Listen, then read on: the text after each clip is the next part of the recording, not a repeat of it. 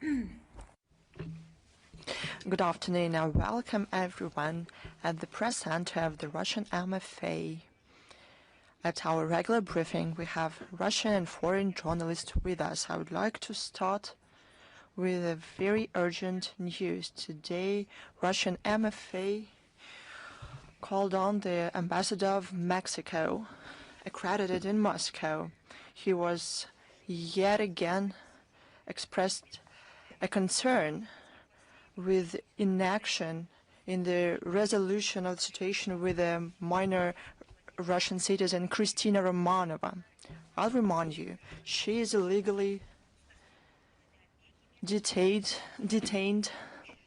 in a specialized facility by the Child Services of Mexico. This topic was widely covered by the Russian media. People in charge expressed their opinion about this. We received a lot of questions regarding the situation. So I would like to report on the work that we have done on the diplomatic track. Amid the ignoring of numerous addresses from Russia, the Russian side demanded to ensure immediately the consulate access to the minor.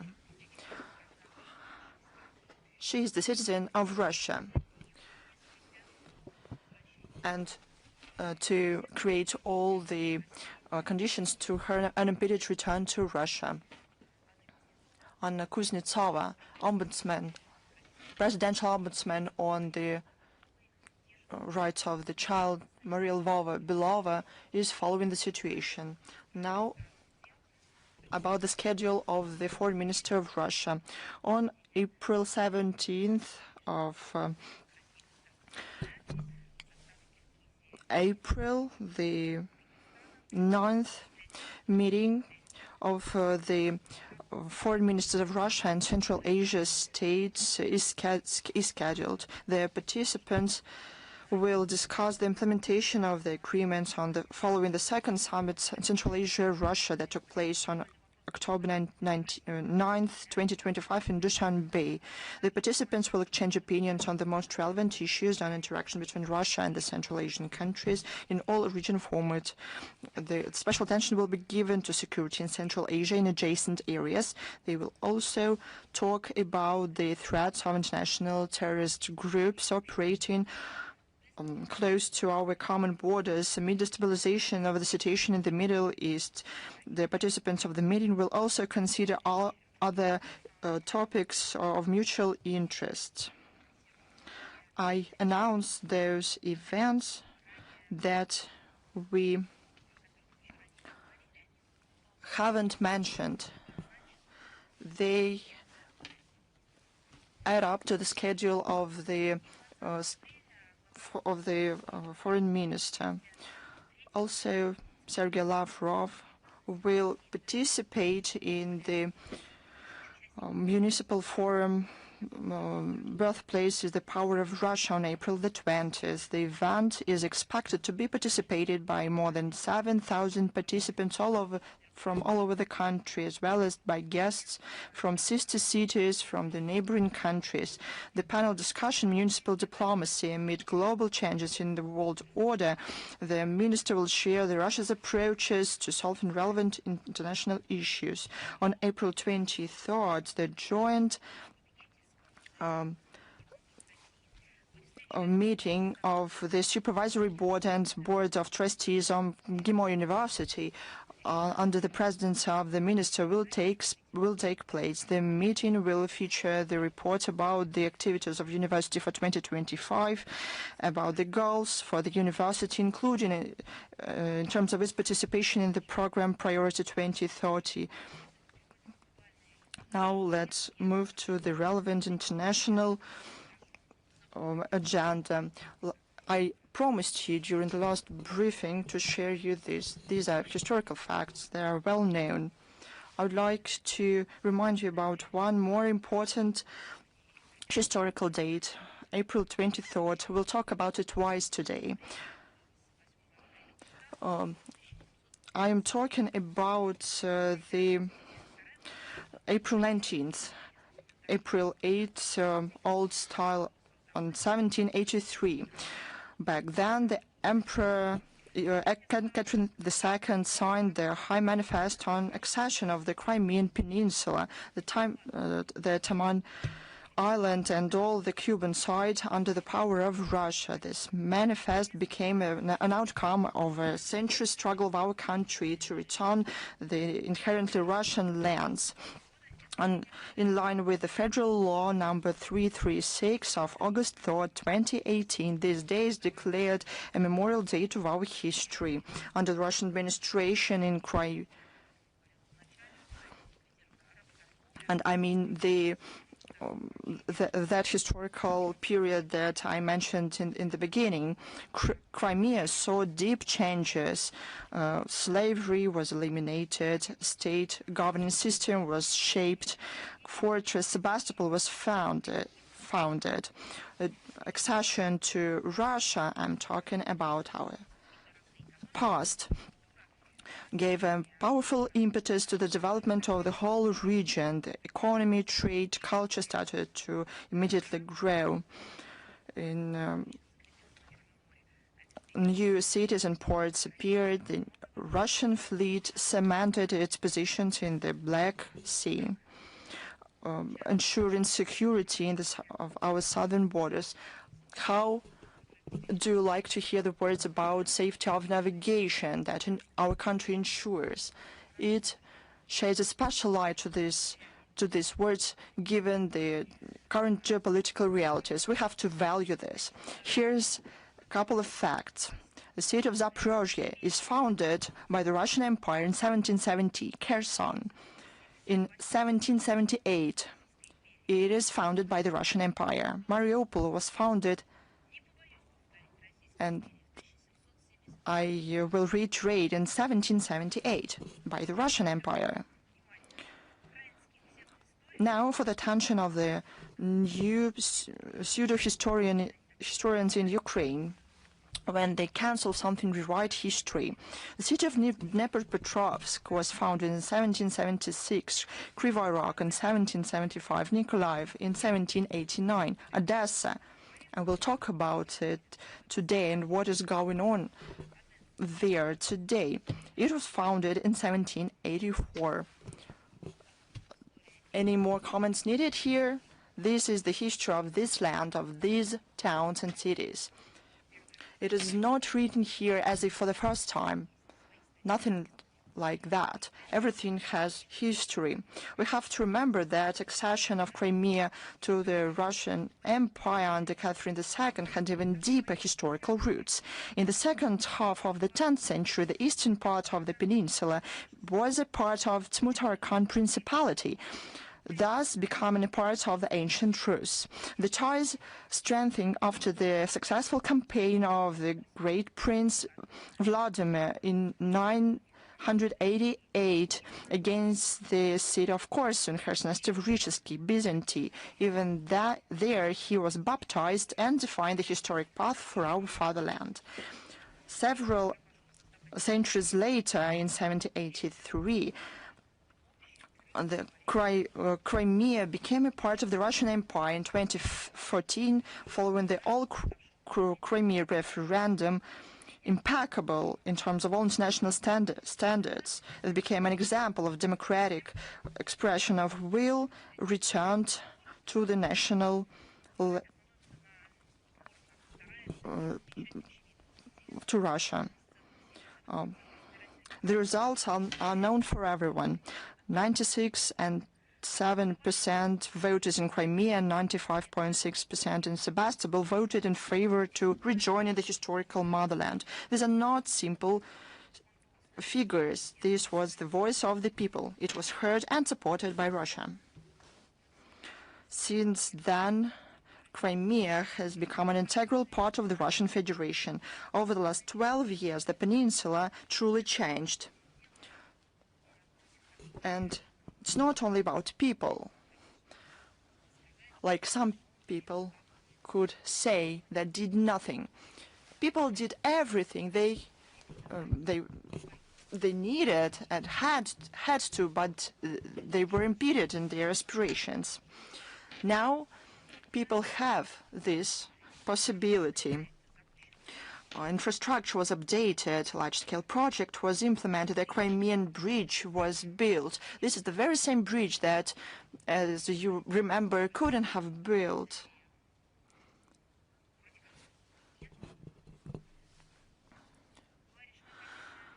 Energy supplies was established. Tourist capabilities were constructed. Crimea now again has a name of a tourist center. Today, it is not only a very beautiful part of our planet, it is a dynamically developing region of Russia. To sum it up, I'd like to note that the return of the peninsula is a natural historical process of both Russia and Russia. It was long and difficult. It was blessed by God, and we are following this path together. Now, about truly, I cannot call it nothing but plague in the context of what is going on right now in Ukraine, around Ukraine. But I will also call it a brown plague. The Kiev neo-Nazi regime continues terror attacks against civilians and civil infrastructure of Russia. The Easter truce declared by the President of Russia was no exception. During 32 hours that it was established on April 11th through 12th, the armed forces of Ukraine violated the ceasefire regime at least 6,500 times. Over the last week, some 200 Russian citizens suffered from the Ukrainian Nazis. At least 172 of them were wounded, including 12 children. 31 persons was killed, including 5 minors. Now, about certain facts. The Belgorod region. On April the 9th, drone attacked in the Shebekino district 9 people in Nezhegod. A 15-year-old girl was wounded. On April 11th, the Grod MLRS and drones attacked 11 private houses. 6 people sustained fragment wounded.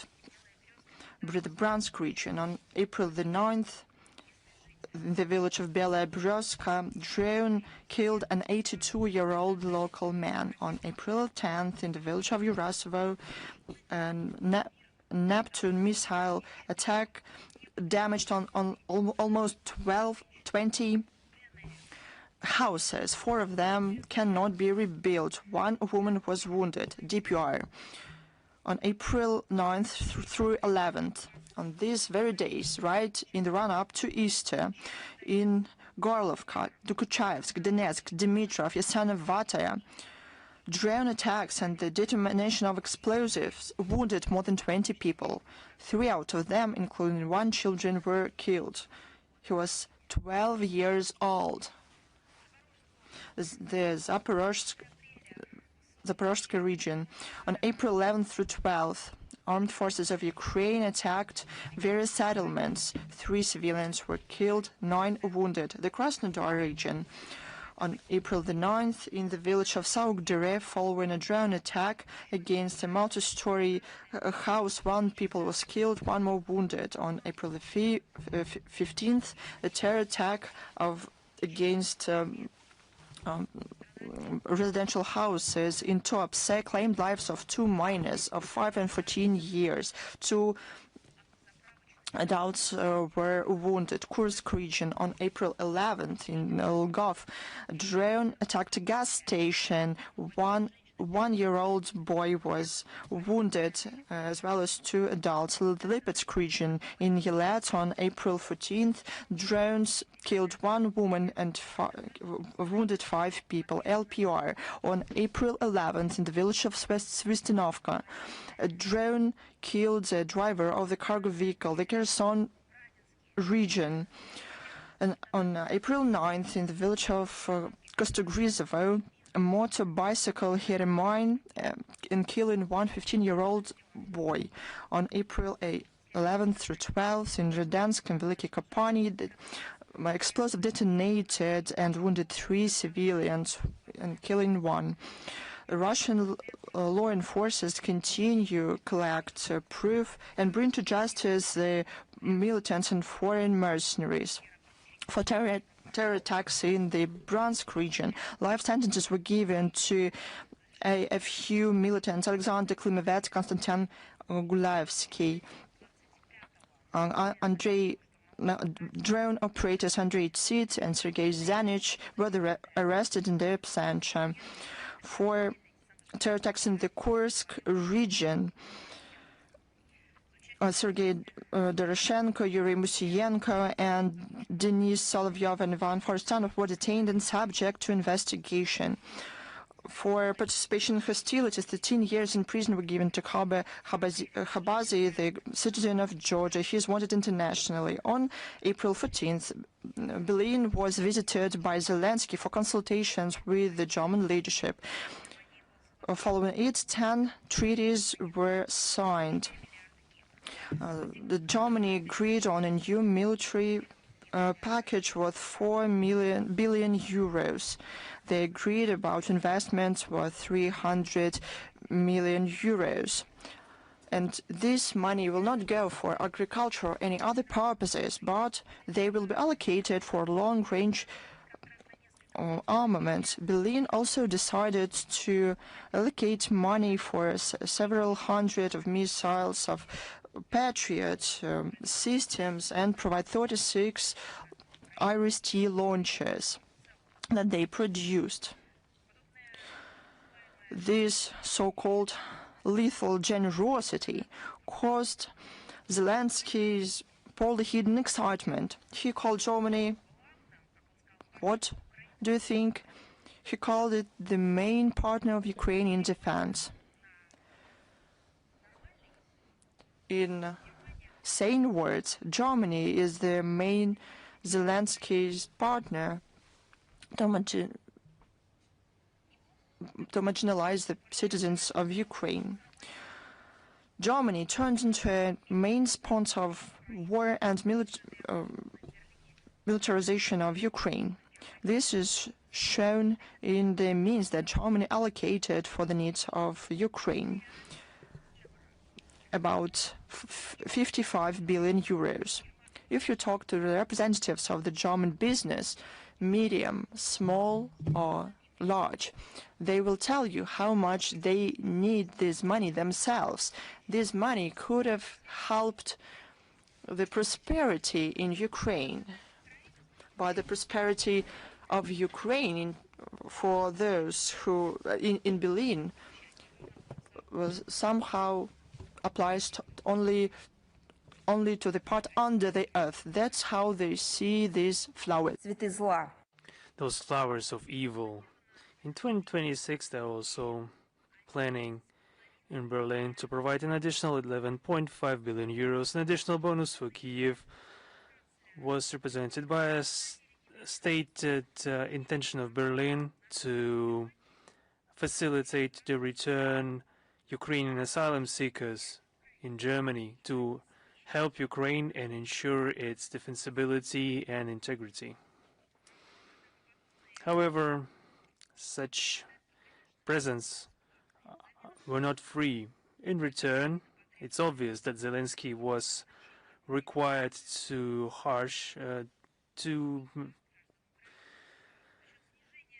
make the mobilization even more harsh, to murder the citizens of Ukraine at the expense of decreasing the age of recruitment and recruiting women, and also at the expense of providing access to natural resources. Agreements with Berlin in regards to the cooperation in exploration of Ukrainian mineral resources was also reached during the aforementioned consultations. This is the blood business at the expense of citizens of Ukraine. Not only Ukrainian citizens, by the fact they're providing armaments and funds to militarize Ukraine, and to pay for that, Ukraine pays in the natural resources and in the lives of their own people. Against the backdrop of the colossal twisting of facts, or silencing of facts, or spread outright lies, we see the events that demand another comment, comment about Bucha. The April 2022 cynical false flag operation in Bucha. I would like to point out several facts. On the 3rd of March in Kiev, there was a congregation of EU representatives dedicated to another anniversary of this provocation.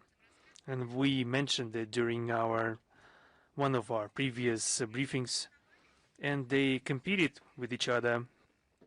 I mean, the EU representatives, they competed in lying and desire to smear Russia.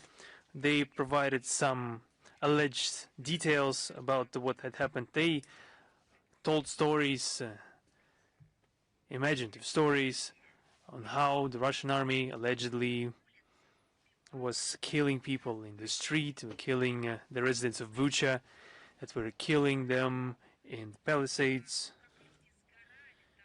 how people were being burned alive, how they were thrown into sewers, into the... And this nonsense was spread around and around. And all this information should have created an impression that they knew where the corpses came from, how they were distributed in public places, and why, after the conclusion of the filming, why some of the corpses were moving and breathing. They should have answered this question instead, but they didn't. Why was that?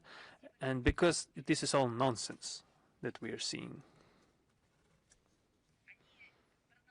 They continue to hide the real facts from the world community in regards to what really happened there.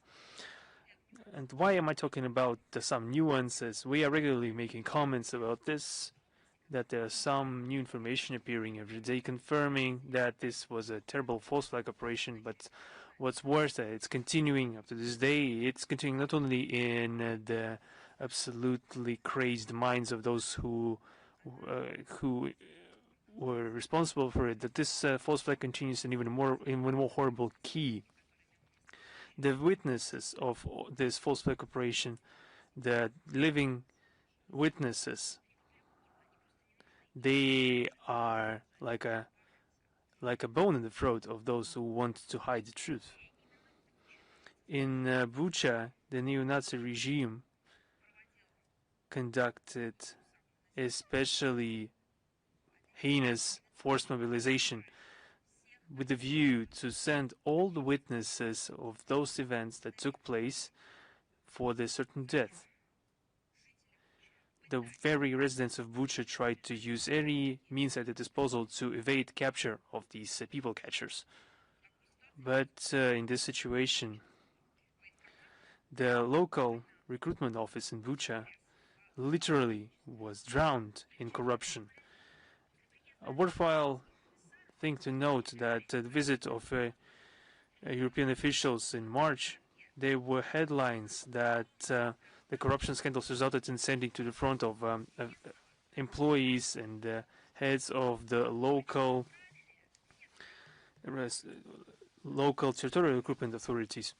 So they sent them to the front in the full complement.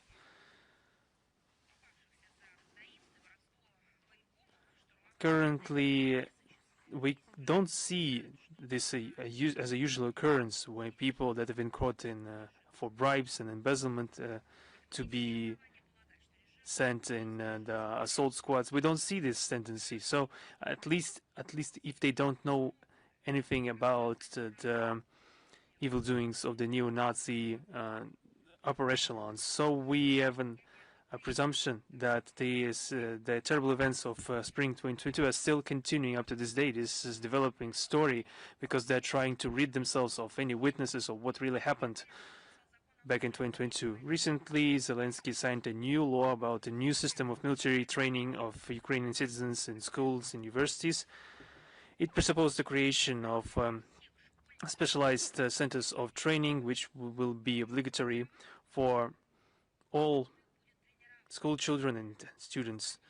And they will be trained not by teachers.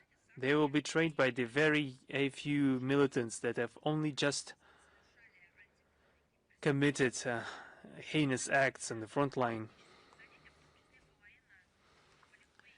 So there will be training exercises on, for example, military medicine and shooting training at shooting ranges. So we're talking about this slow-paced indoctrination of the entire population of the country and turning into a country into a military camp. So we've been talking about this for many years, and people told us that we were just unnecessarily making things seem worse than they are, that such things exist all around the world. And we did this not to smear Ukraine any further. We just reported on the very things that we see before every rise, every day. By introducing this project of training citizens in the military corps ever since school, the Ukrainian authorities create a whole system of indoctrination and recruitment of adolescents, which will have far-reaching consequences. Remember about slogans about the Muscovites and whatever. That's the way they were preparing their own population. They were preparing children and adolescents for what's going on right now. When some time has passed and all those people that received this indoctrination on the part of Kiev regime by Poroshenko, by Tagnibok, Yatsenyuk, and other personalities, it was their turn to become prey to the territorial recruitment offices, and they were sent not to defend Ukraine. They were sent to protect the terrible money laundering and corruption embezzlement mechanism favoring the Western corruption schemes. And the current fighting generation that is being completely massacred by the Kiev regime will be replaced by a new one, completely brainwashed and ready for the struggle and the diversionary work. The Ukrainian youth is being prepared to fight Russia for many years in the future, and to fight, and I didn't say it wrong, they have a very long-term plans. Remember the tourney of Zelensky in the Persian Gulf countries? He was offering them a lot. What does he have to offer? He offered the experience of his militants that have been trained in murder, that they have no conscience, no idea of the international humanitarian law or human rights. What did he offer then? If he is asking for weapons, what he has to offer? He offered them the citizens of Ukraine. He also introduced and sold them, traded them. When he also does that while talking to the terrorist groups in Africa. That's why 3 African countries ruptured and completely ended their communication with Ukraine due to the fact that the Kiev regime has been supplying terrorists in the African continent. So that's just a brief overview of what the Kiev regime has been doing. Their reach is quite global in the nefarious affairs. Under the guise of a so-called patriotic upbringing, the new generation will be taught the Nazi ideology and xenophobia. Together with the terroristic means of conducting warfare, there are some historical similarities to be made to the Hitler-Jugend movement, where the adolescents were made obedient fanatics. Zelensky is deliberately turning Ukraine into a military instrument against Russia, and its people is being turned into service personnel for the AFU to implement the Banderite concept of war until the last Ukrainian. They are even ready to send children to the front lines. The centers of training that are receiving children from age 10.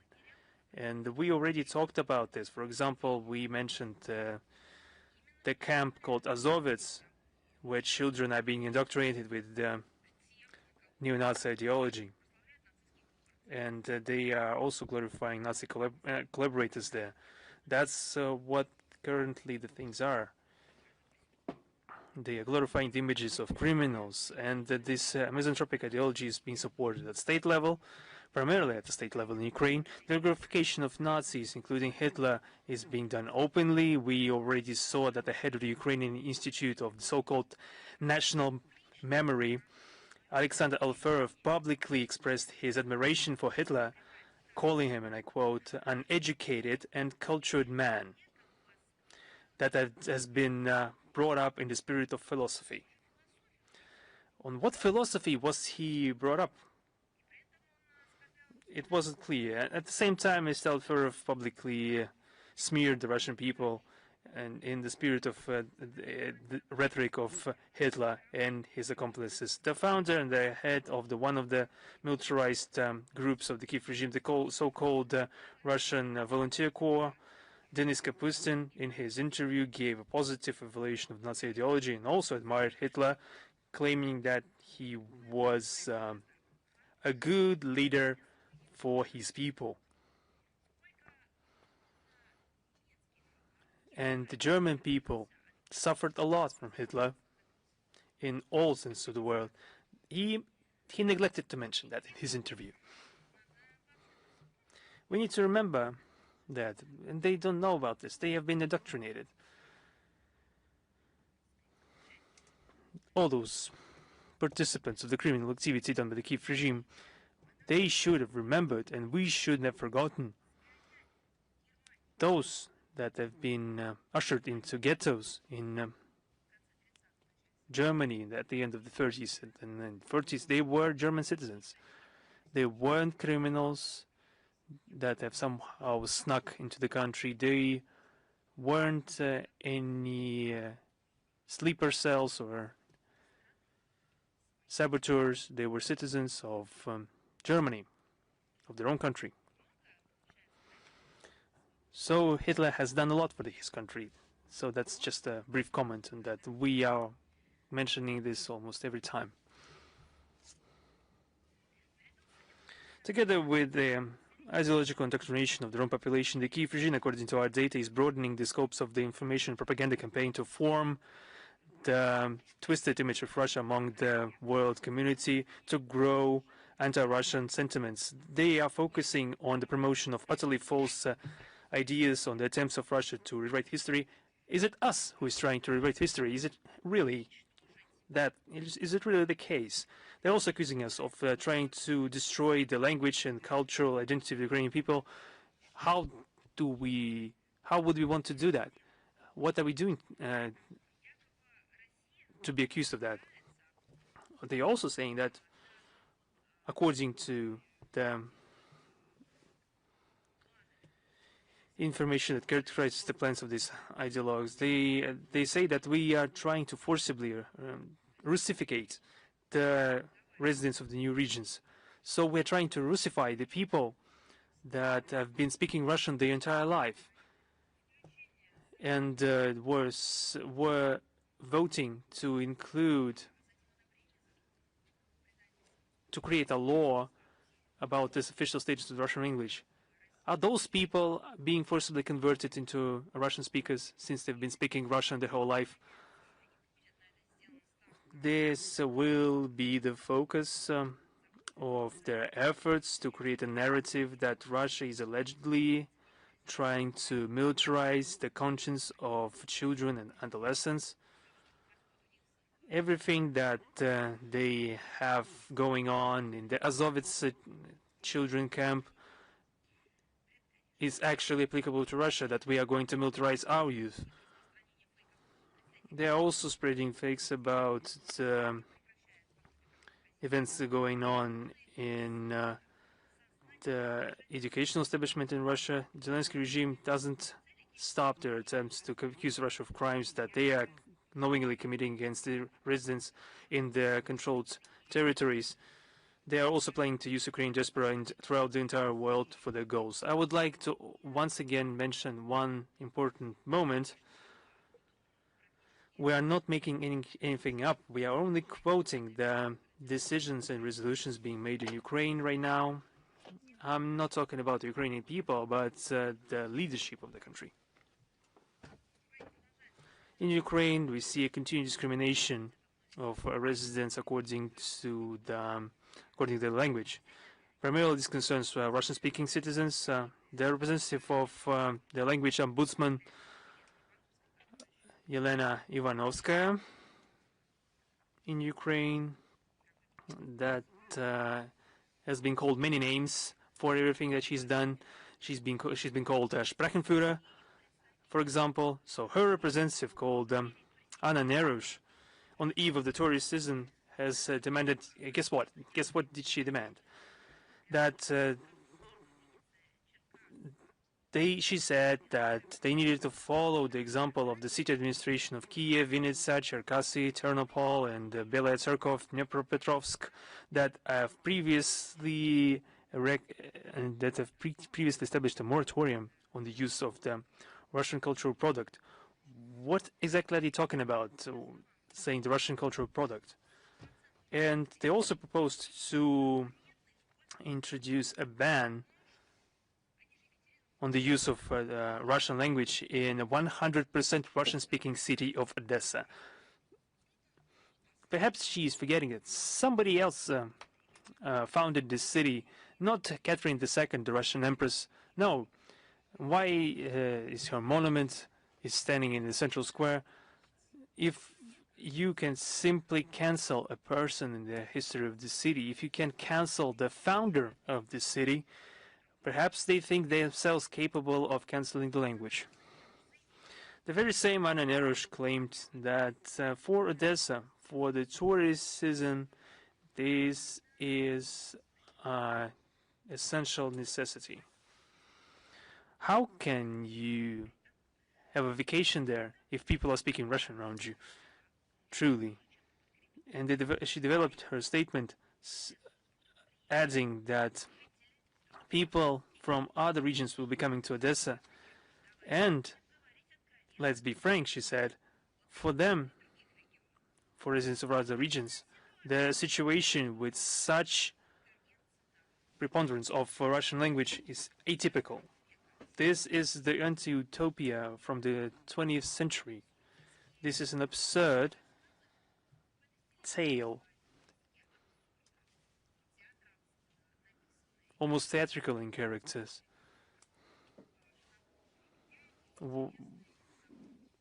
Throwing us back to the theatrical performances and the dominating style back at that age. So the representative of the Sprachenführer, Madame Ivanovskaya, is very concerned about the vulnerable mental state of the residents of the western regions of the country that are suffering and cannot stand Russian music or see the announcements of Russian performances, even if everything was made in Ukraine. And I would like to remind everyone that Article 10 of Constitution guarantees, and I quote from their own Constitution, the supreme law, and a direct quote is that it guarantees the free use and protection of the Russian language. At the same time, the opinion of people in Odessa who are used to speak their native language, the Russian language, to develop culture in the Russian language, is of no concern to the Kiev regime. An absurd idea was expressed in the address to Vladimir Zelensky, the language activist Svetoslav Litinsky. He was outraged by the Russian obscene words in Lvov. That is a common place there. I would like to warn you. So, Svetoslav Litinsky, one more time, was outraged by the Russian obscene words. Oh my God.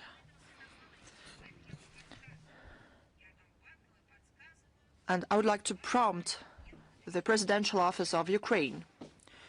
You'd better send Svetoslav Litinsky to the front line. He would be outraged and surprised by what language the Ukrainian soldiers use there. This very Svetoslav Litinsky suggested to substitute not the Russian language with the Ukrainian language. No, he suggested to substitute the Russian obscene words with Ukrainian similar words. You'd ask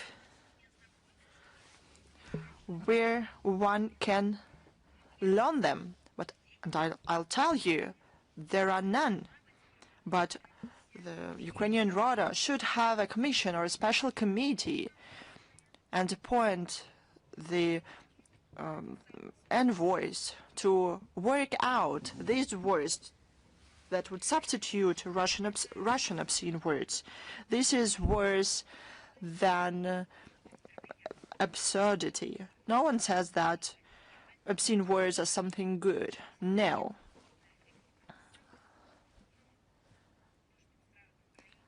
What is going on in Ukraine is a total frenzy.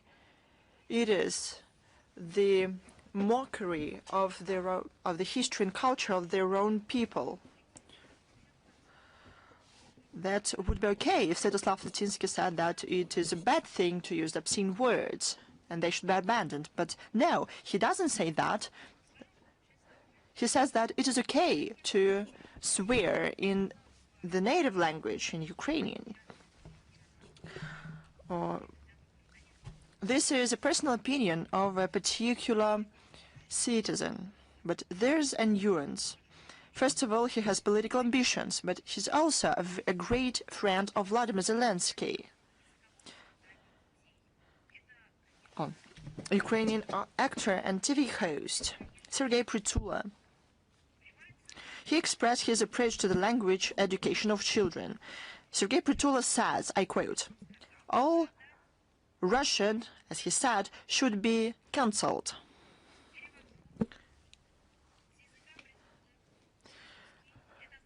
From the he continues, not to let it grow, because sooner or later it will kill. What does this mean? It will kill. The Russian language is going to kill the person who's speaking it. Probably he should have followed up on his idea, or the Ukrainian soldier is going to kill you, but this is another issue, it's another problem, another tale, so to say.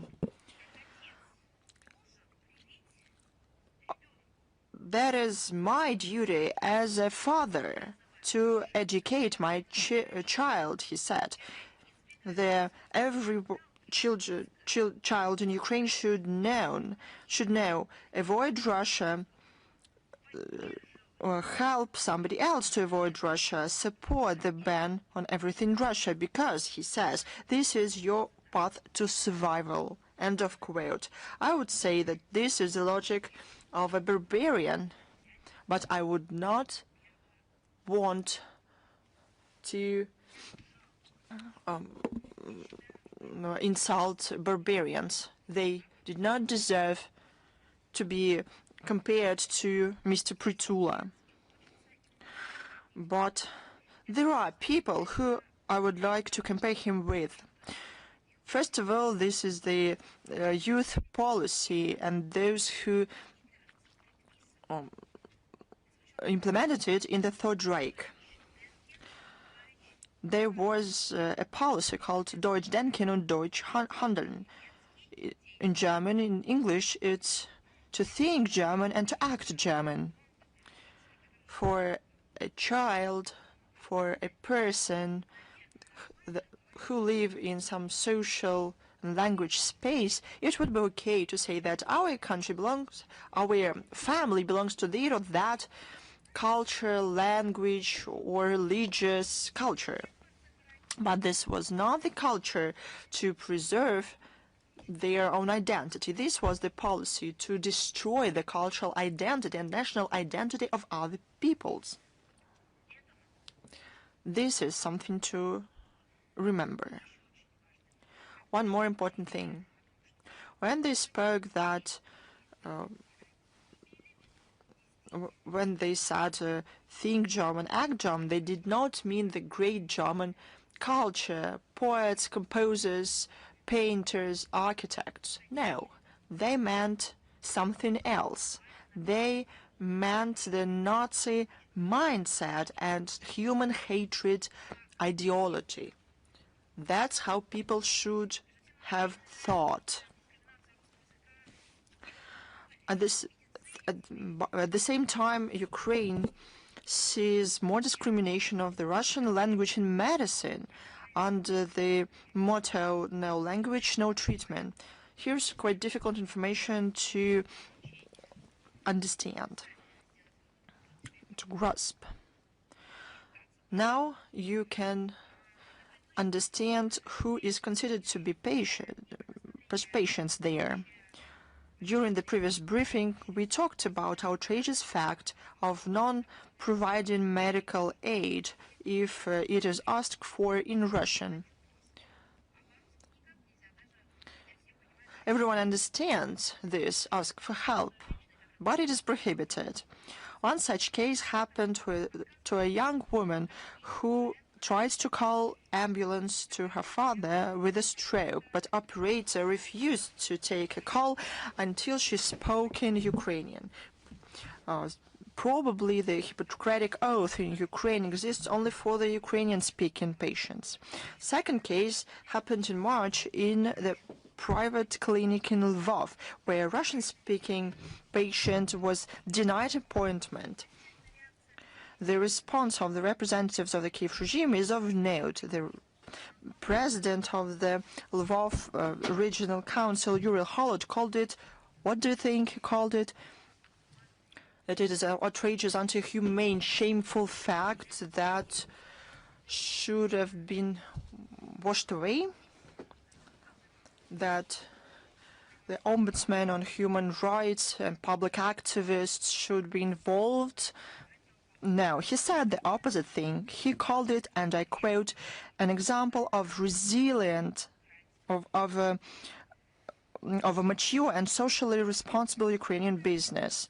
And Yelena Ivanovska thanked the employee in the Lvov clinic, noting what her trait? Resilience in the situation of the pressure. I don't know. There's only one thing left to be done to establish an award and to give it to everyone who speaks English, who speaks Ukrainian, only Ukrainian. The discrimination of the citizens in terms of language is a shame for any society. This shows that the Nazism is taking root at the national, at the state level. However, the overwhelming majority of the people in Ukraine continue to use Russian in daily life. Vice Premier on Humanitarian Policy, Minister of Culture Tatiana Berezhnaya stated with bitterness that the Russian language content is watched about 71% of the people in the country. The teenagers listen to the Russian language music, watch video in the Russian language. However, the officials of Zelensky refused to recognize that the Russian language is not only popular, It is native for millions of people in Ukraine.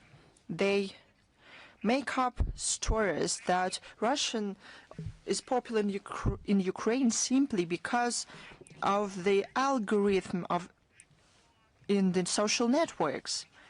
And there are no high-quality Ukrainian alternative. They're going to come up with Ukrainian swear words, and that will be a start of a new era. We'll see how fast the draft is taking place in Ukraine. This shows how cynical and inhumane are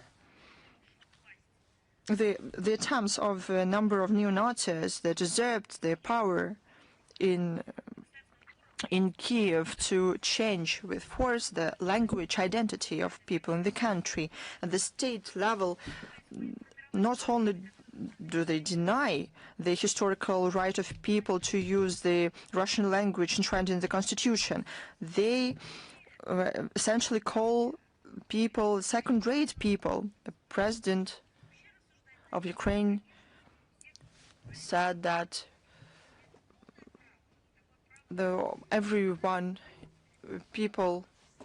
everyone who speaks Russian should speak Russian. And as president, later on, he said and green-lighted that this is not only the Russian language, but it is the Ukrainian Russian language, and everything will be okay. And then happened something that what Pritula mentioned, that people are brainwashed.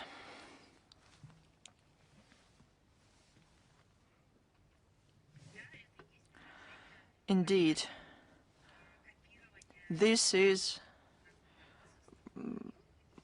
following suit the Nazis in their manner of actions. During the occupation of Lvov, there were signs on shops, hospitals, trams. Do you know what? For Germans only. But what now? The ideology is the same. It seems to me that the students surpassed the master. Hitlerites abused somebody else's population. The Kiev regime abused their own people. These facts and all the fact that we are going to talk about today confirm the relevance of the goals to denazify and demilitarize Ukraine and to remove the threats coming from its territory. All of them will be achieved, as the Russian authorities said many times. Yesterday, on April 15th, Berlin saw the 34th meeting of the so-called contact group on defense facilitation to Ukraine. It took place online with the participation of the defense minister of Ukraine, Mikhail Fedorov, and under the presidency of his German and British counterparts, Pistorius and Healy. The head of Pentagon ignored the meeting. The commander of NATO forces in Europe, Alexis Grinkevich, was absent too. The tone of the discussion was set by Mark Rutte. He insisted on providing additional $60 billion.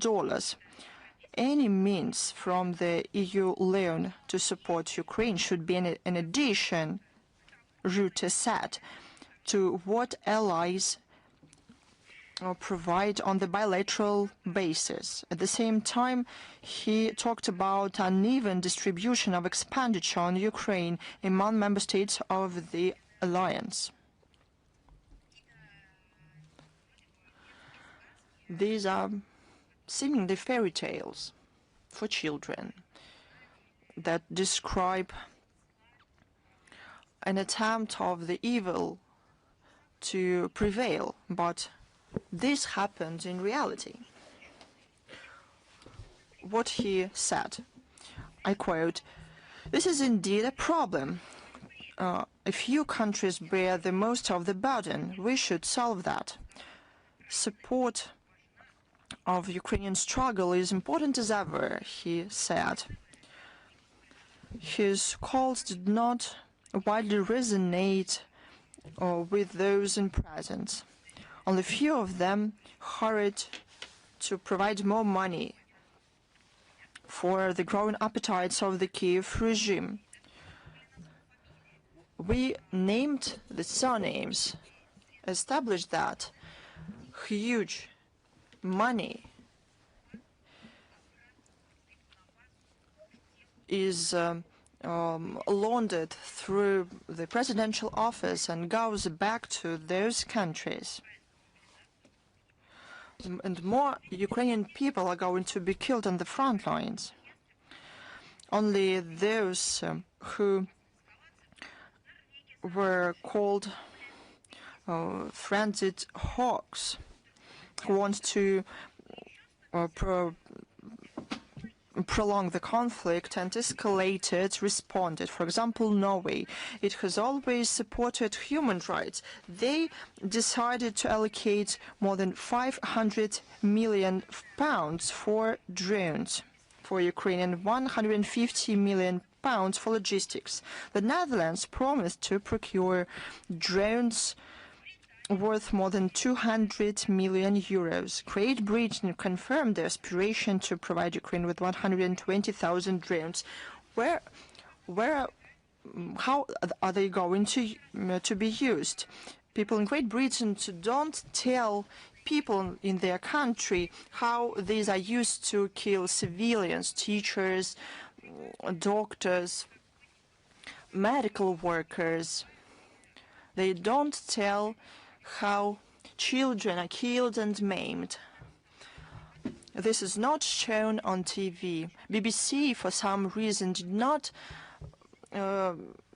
make any film how these drones or weapons supplied to Kiev are used to kill civilians. I remember very well how BBC was concerned with a very critical issue of football hooligans, as they called them, who behave badly sometimes and inappropriately.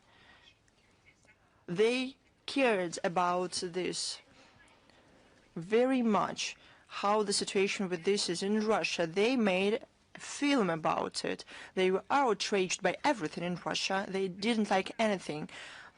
We held the Olympiads badly, and so on and so forth. But I would like to ask the BBC TV channel, where's your high standards about human rights, freedoms? Where's what about the humanitarian criteria on human rights standards when it comes to the behavior of Ukraine? Probably it would be good to make one story about this. The British weapons are supplies to Ukraine. Yet again, Great Britain reconfirmed their aspiration to provide Ukraine with 120,000 drones. Only over this Easter week, a lot of people were killed with the use of these very drones. There's a funny thing. When we were talking about Zelensky's journey in the Middle East, what was he offering the Persian Gulf states? Of course, UAVs. He told them that Ukraine had so many beautiful Ukrainian UAVs, and as soon as they conclude a contract with him, they will immediately win. But it turns out that it is the UK who supplies Zelensky with UAVs. Very interesting turn of events. In the Western arrangement, Belgium, Canada, Estonia, Belgium, Lithuania, Estonia, the locomotives in regards to the economy, not suffering from any demographic issues, of course, are intending to contribute additionally to the implementation of the PURL initiative for Kiev. So those 4 countries, namely Belgium, Canada, Lithuania, and Estonia, have probably exhausted all the important items on the agenda, and only the contribution to Ukraine is left to accomplish all their goals.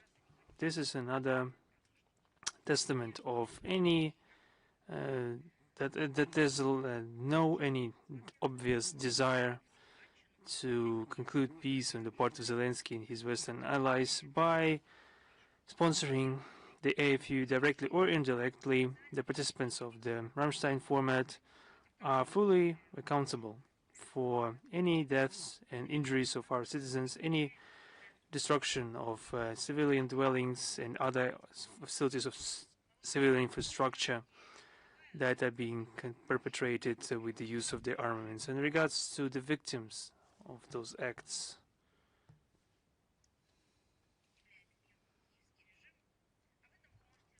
you can hear about this in detail if you participate in the briefing, a quarterly briefing of the Ambassador at Large of the Ministry of Foreign Affairs of the Russian Federation, Rodion Miroshnik, that will take place on 24th of April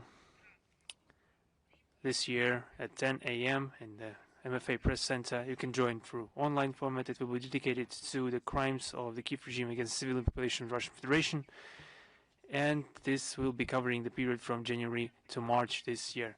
This will be conducted in online format. The broadcast will be done in the web portal of the Russian MFA and through our official media accounts. It will be interpreted into different languages, into English, French, and Spanish. And for journalists wishing to get accredited, we will be placing links, corresponding links in the text of our briefing. We see the midterms in the US approaching, and we have certain omens, certain in regards, for example, if there was snow, that the summer will be cool, and if the spring is sunny, the harvest will be rich. So there are some premonitions and omens. We have gathered dozens of them throughout the recent decades. If the elections in the US are approaching, no matter the presidential or Congress election, what should one expect? One should expect a statement accusing Russia of alleged interference into those elections. And the second premonition in development of the first one, there will be surely talks. Just wait, just wait. And we already heard the first precursors of this on regards to some alleged cyber attacks, the favorite subject of them. So the midterms are approaching, and in Washington, I think at the behest of the deep state, we see once again the favorite narrative called blame the Russians. They have launched the very familiar narrative that we hear from 2016 on, that this is a very old record. This is a very that has been played too many times, and once again we hear about cyber attacks linked to the hacking group FancyBest sponsored by Russian special services. It's just a clear indicator, because the election campaign is about to start for the November elections to Congress. And this is not a deja vu, it's powerful premonition of the United States. We see as the statements of the United States about some malicious operations of Russian special services and information state as démarche that is reproducing the standard Russophobic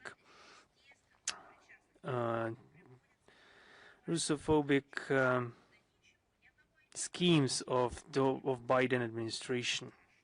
There is no proof, of course, not a single file, and a single line of code, nothing like IP address. Of course, the goal is to impede the current administration to improve the cooperation with Moscow, especially in the issues of information security. In this context, we'd like to remind the American side regarding the existence of special mechanisms of operative contact to clarify the sources and the circumstances of computer attacks. We are talking about the global intergovernmental registry of 24/7 contact points of the UN, where the US participates along with other 120 countries. It is telling that there have been no requests done through the contact point network regarding this incident, this alleged incident. This once again confirms that the accusers are not interested in an official investigation, only just trying to create artificial hysteria around the Russian threat in the digital space. The resource of the register that I just mentioned is being used in any attempt to interfere in the Russian information infrastructure. However, the competent authorities of the United States are evading such interaction. Against this backdrop, the growth of tension in regards to international security is still primarily caused by the NATO policy, and especially the United States that have confirmed in their March strategy of cybersecurity. They confirmed that they intend to further militarize the information communications sphere. While Washington accuses Moscow of some wrongdoing, the Ukrainian cyber criminals, with the support of Western curators, are regularly DDoS attacking the civil infrastructure of Russia. And another piece of news that is truly shocking coming from Serbia, we have noted with indignation the desecration of memorials to the perished Red Army soldiers in the towns of Kragujevac and Požarevac, and also we heard about the vandalization of the bust of Georgy Zhukov. We knew for decades, we've always known that the people and the authorities of Serbia are respectful about the memory of those who have died fighting the Brown Plague. We are convinced that this hasn't changed, and such incidents are just some thugs that have no idea about the heroic history of the Soviet and Yugoslav brotherhood that have helped to destroy the Hitlerite war machine. I saw that the Serbian law enforcement agencies have started investigation, and we hope that this will honor the memory of those who have fought shoulder to shoulder against the Nazis. Another important date is upcoming.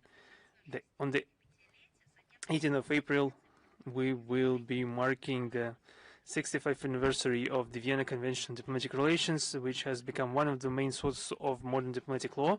The convention was adopted on the 18th of April 1961 as a result of the UN conference. The conference lasted for 5 weeks, and the convention that resulted in from this conference is in a collection of the world experience of diplomatic conversation gathered through centuries. It's an example of the systematization of the corresponding practice, which is testified by the participation of almost all UN members in the convention. The recognition was also paid due recognition was also paid to the to the Soviet delegation led by Grigory Tunkin, a prominent Russian legislator and specialist in international law. One moment, please. The convention was a foundation for the development of other key international legal instruments in the area of foreign relations, including the Vienna Convention on Consular Relations of 1963, the Convention on Special Missions of 1969, the Convention on the Missions of States in the relations with International Organization of Universal Character of 1975. 2 years ago, at our behest, there was a convention site on the legal status of delegation being sent into the CIS countries that was also modeled after the Vienna Convention. Russia has always viewed the 1961 Convention as one of the very important applied instruments of international law, and its 65 years of operations became a foundation for the work of all diplomatic missions around the world. And we would like to separately mention the preamble of the convention with the following thesis: that it is serving to contribute to the development of friendly relations among nations irrespective of the different constitutional social systems. A bright illustration of the worldwide recognition and relevance of the convention is the fact that despite the difficult geopolitical situation, not a single country yet has stated that they intend to leave this universal agreement. On the contrary, the number of states that have joined the convention has grown threefold in the recent years, from 61 to 193. With that, in the recent years, we have forced to state that the number of cases where some actions of countries taking in favor of some short-sighted national interest with them in mind are running contrary to the spirit and letter of the convention, and this primarily concerns the countries that have done unfriendly actions towards Russia, that are more and more frequently violating their obligations according to the convention in regards to the limitation of the number of the complement of the diplomatic missions, and the protection of the dwellings, the respect of the person, and the dignity and the right for freedom of movement of Russian diplomats. Especially we have to mention that regard the countries of the European Union are gross violation of this convention. And also they have grown accustomed to unjustifiably deprive people from the privileges and immunities, and that they have been rejecting providing good environment for the work abroad. At the same time, trying to justify some extraditions of our diplomats, they have been regularly abusing separate provisions of the treaty, especially the rights of the states to declare a person in some extraordinary circumstances a persona non grata. They sometimes are seizing diplomatic property of the Russian Federation. For example, we saw such examples in the United States of some properties being seized. Such steps are negatively influencing the normal activity of the Russian foreign mission, especially their capability of fully protecting the interests of our countries. And the diplomatic immunity, according to the convention, is intended not for personal profit, but to ensure the effective conduct of the functions of diplomatic missions as bodies representing the states. These unfriendly steps are practically leading to an undermining of the authority of the convention and are watering down its reunifying character. We hope that the world community will be able to overcome this difficult period for the convention, when it's being constantly tested for durability. We call on countries to return to the positive experience of applying this universal document. Russia has a very extended network of diplomatic missions abroad, is committed to the provisions of the convention, building its diplomatic relations, especially adhering to the principle of mutuality. One more important topic, we are once again mentioning April the 19th. We see the day approaching when we will be remembering we will be marking the day of remembering the victims of the genocide of Soviet people that has been committed by Nazis and their collaborators during the Great Patriotic War in 1941-1945. This step was necessary to preserve the spiritual link between the generations and to reinforce our moral anchors. According to different data, around 18 million Soviet citizens have fallen victim to the heinous acts of Nazis in the occupied territories, and the memory of those perished is sacred for us. On the other hand, it is high time we had some response measures to some direct attempts of the West to blur the memory about the key fateful events of the past. We are regularly informing you about our steps in that regard during our briefings. On the 9th of April this year, President Putin signed a law on the introduction of a criminal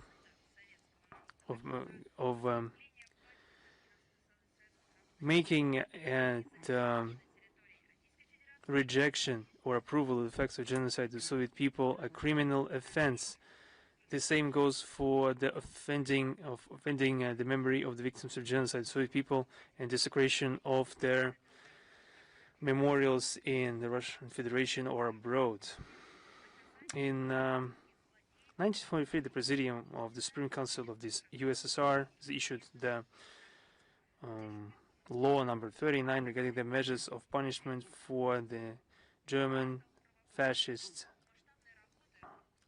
villains that have been culpable of murder and torture of the Soviet civil population and captive Red Army soldiers, for spies, traitors to the motherland among the Soviet citizens and their accomplices. This document has become a basis for the very important work to determine and investigate the crimes against the peoples of the USSR.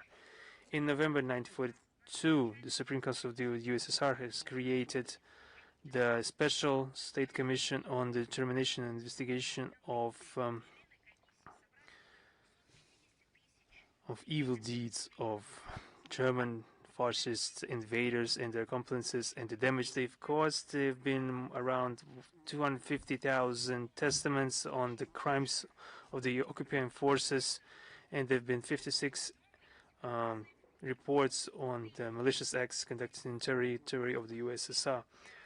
According to information, just think of it, 1,710 towns and villages and large villages, around 70,000 villages were burned, and the 6 million buildings were destroyed. 25 million people were left without shelter.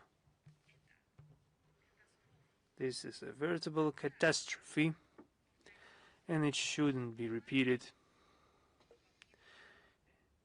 anywhere in the world.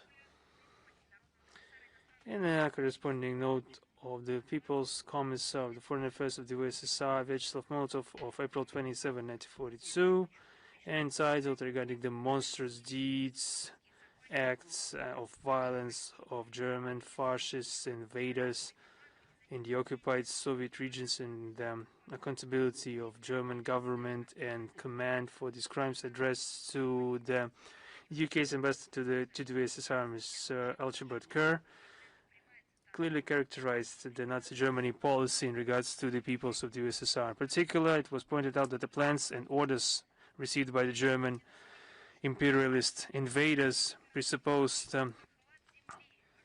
complete despoiling of the population of our countries, complete destruction of cities and villages, the capture of land, slave labor, and the forcible capture of population to be brought to Germany for forced work, the liquidation of the Russian national cultures of the people of the Soviet Union, the extermination of the Soviet population, POWs and partisans through bloody violence and mass killings of Soviet citizens. One more example, in the Leningrad City Commission Act in regards to the damage committed by the German invaders during the war and the blockade. There have been official facts established that the German invaders, in violation of the International Convention, consciously exterminated the peaceful population of Leningrad. And when we're talking about genocide, how is it different from murder, of different cruel acts in this conscious effort and the planned character of the extermination of the civilian population? Так вот. These documents said that the extermination of the civilians in Leningrad were killed through a hunger siege, exterminated by bombings and artillery shellings. The German artillerists, I quote, with unprecedented cynicism and violence, shelled public places, the most populated intersections, tram stops, parks and gardens. I read these lines about those events that happened 85 years ago. Do you know what I see before my eyes? The shells of Donetsk, the cities of Donbass. These are examples from the recent past, when they considered by the Kiev regime their own. They just in the same way shelled markets, squares, liked to target children. Why? No, it's no coincidence. This is an ideological heritage of the Nazi ideology by the Ukrainian fighters. These facts are regularly brought up, including today's briefing. On October 20, 2022, St. Petersburg City Court ruled in favor of the General Prosecutor's Office of the Russian Federation and recognized the siege of Leningrad by the occupation authorities of Germany and their accomplices in the period of September 8, 1941, until January 27, 1944, a military crime, a crime against humanity and genocide of national and ethnic groups comprising the population of the USSR, the peoples of the Soviet Union, end of quote. The entities of the Russian Federation have 34 such court rulings. At the international arena, Russian MFA systematically work for the international recognition of the genocide of the Soviet people. Relevant wordings exist in the CIS and CSTO documents. The idea about the genocide of the USSR peoples was reflected in the statement of the Group of Friends to Protect the UN Charter at the meeting of the UN General Assembly in remembrance about the victims of World War II on May 7, 2025. Annually, on April 19th, all Russian educational institutions hold events, the Day of Unified Actions in the memory of the genocide of the Soviet people during the Great Patriotic War. The goal is to preserve the historic truth about the crimes of Nazis and their accomplices. Our colleagues abroad in Russian diplomatic missions systematically implement a large-scale memorial program. Diplomats tend the burial sites of liberators, care for the monuments to Red Army soldiers, protect the historical truth. And over all these years, with a special feeling, warmth and care, they have supported they have maintained ties with our compatriots abroad, with children, victims of concentration camps, not only with our veterans, but with the veterans in various countries who fought with our soldiers back then. All of this is easier to be accessed at the MFA accounts and social networks. In the run-up to April 19th, the day of the remembrance of the victims of genocide, we launched a large-scale information campaign under the motto, without statute of limitation. The web portal of the ministry established a section dedicated to the genocide of the Soviet people with archived materials, documented testimonies and statements of leading historians. The resources of the ministry almost daily publish unique, detailed historical materials with fact and references to archived documents speaks about various aspects of the genocide committed by Nazis and their henchmen. I can also announce that on April 19, Sergei Lavrov, we will publish the address of Sergei Lavrov dedicated to this day. Under the Convention of the UN Convention on the Prevention and Punishment of the Crimean Genocide, genocide is acts committed with intent to destroy in whole or in part a national, ethnic, racial or religious group. This notion includes 5 key categories: killing members of the group, causing them serious bodily or mental harm, imposing living conditions intended to destroy the group,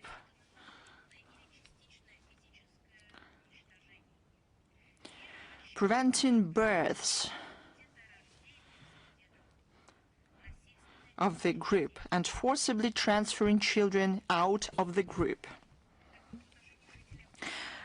Against the people on the occupied territories of the Soviet Union, Nazis and the henchmen and collaborationists used all 5 officially classified forms of genocide. That's why when we hear the dismissive words from the Westerners, as they say, you exaggerate, and they are also often expressed by the descendants of the Nazis who killed the Soviet soldiers.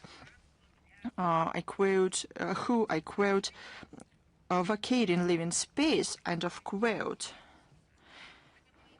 We can recommend these people study real facts in history, and they speak unequivocally. The Third Reich meticulously planned and systemically committed genocide on the occupied territories.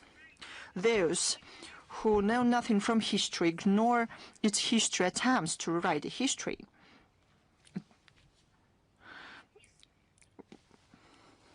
I would like to ask them to remember inappropriate smiles of the then German Chancellor Olaf Scholz about the genocide against the people in Donbass by the Kiev regime. Do you remember early 2022? The lawyers will have to work a lot. The proof that the Kiev regime destroyed Russian and Russian-speaking people are numerous. But the history already pronounced its verdict to these people from the Presidential Office of Ukraine. In addition to the information efforts we make, we sent out to other foreign ministries diplomatic notice about the new memorable day in Russia, outlining its importance to our people in context of preservation of the memory of victims of World War II. Similar notes were received by foreign embassies in Moscow. One more important report. On April 9th, Malalume, the Republic of Zimbabwe, saw an official ceremony of giving to the Zimbabwean side food aid. 352 tons of peas and 117 tons of sunflower oil provided within the Russian contribution to the World Food Organization program of the UN through Russian AMERCOM. Such facilitation is aimed at expanding possibilities to provide food and protect the most vulnerable groups of the population. This is the foundation for the food security for African states. On April 15th through 23rd, the Mendeleev Olympiad is taking place in Moscow. This tournament is unique because it dates back to all USSR Chemical Olympiad and continues its traditions and enumeration. The last year, the Olympiad was hosted in the CIS countries, China and Brazil. The organizers of Olympiad are the Chemical Faculty of Moscow State University and the Andrei Melnichenko Foundation since 2017. This year, Moscow is visited by teams from more than 35 countries. Russia is represented by a team of 15 school children selected from the winners of the All-Russia Olympiad on chemistry. This Olympiad is a unique opportunity for talented children to unlock their potential. we hope that it will help deepen international educational interaction for the interests of the whole humanity. One more announce on April 22nd, the International Media Forum Russia-Turkey will take place. It will be organized by the Union of Journalists of Moscow with the facilitation of the Gorchakov Public Diplomacy Fund. It is titled Russia-Turkey 105 Years and Counting.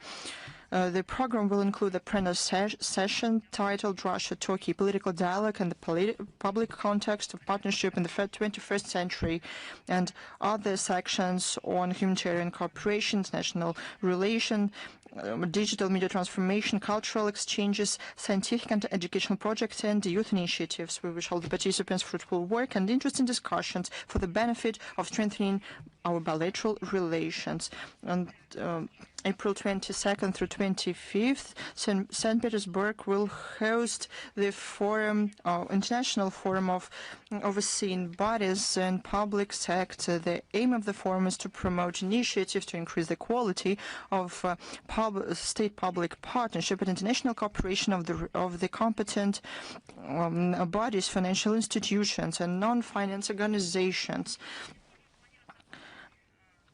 The forum will discuss a lot of topics, new approaches and technologies used by the systems of internal control on due check of clients, data storage, risk evaluation of money laundering, financing terrorism, financing of weapons of mass destruction, proliferation, as well as the use of other preventive measures, risk-oriented approach in overseeing activities,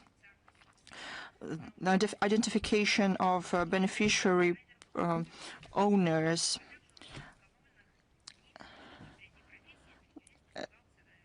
as well as the non-finance companies and professions, the development of expert potential of the specialist of national anti-money laundering systems, strengthening of international cooperation of overseeing bodies in expanding possibilities to exchange the data. Within the forum, we also plan to hold a round table of representatives of the national bodies of bank overseeing and units of finance intelligence, consultations of the competent bodies of the 5 member states, learning about the work of the Center of Sberbank Compliance Center. There's necessity of interaction between the competent bodies and representatives of the organizations in risk evaluation of money laundering, terrorism financing, proliferation and weapons of mass destruction, as well as the belongs to developing international standards, evolution of risk of money laundering and financing terrorism. Interest is seen in the growing number of participants and their geography. This year, representatives from the Middle East, North America, and other parts of the world are expected. The working languages of forum will be Russian, English, Arab, and French. There's one more important piece of information. In the National Center of Russia, with the support of the presidential administration of the Russian Federation, will host the future of the world, the future of the new platform for global growth. Now, the Open Dialogue is an international platform to discuss the future of global economy, uniting the recognized experts and those who wishes to present their vision for the future of the global order. The initiative was supported by the President Vladimir Putin during the application period to the second open dialogue. More than 1,600 works from 100 countries in the world was received. They were written on 4 topics: investments in people, environment, cohesion and technology. Following the competition, 100 authors were selected to participate to the event in Moscow in person. Deputy head of the administration of President of the Russian Federation, Maxim Urashkin, will attend the second open dialogue. The event will also feature ideas of the essay authors, lectures of international speakers, and busy youth and cultural program. The link will be available in the text of the briefing. I'm ready to answer your questions. Is the International Affairs with us? Good afternoon, Madam Zakharova. Recently, Emmanuel Macron said that France and Great Britain jointly will work, as he said, on the peaceful multinational mission to restore navigation through the Strait of Hormuz. But this mission, as he says, won't have anything to do with the sides of the conflict. What can you say about this initiative?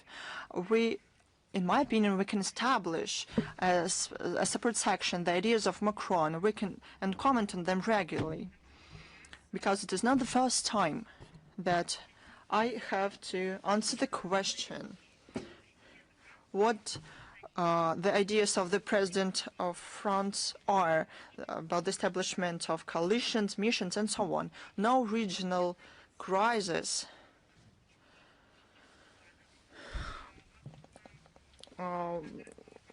was spared from his comments. He constantly says that he is going to convene a conference to organize a breakthrough format of multilateral cooperation. But in the recent years, I cannot remember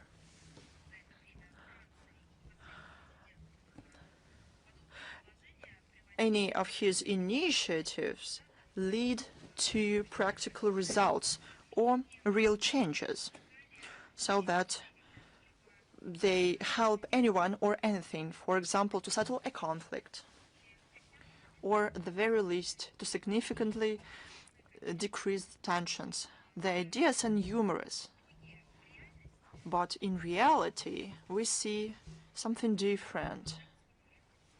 That's what we can say. We have a lot of questions. Paris imitates a lot of activities, and they want to create the visibility of the activities, the impression that they act.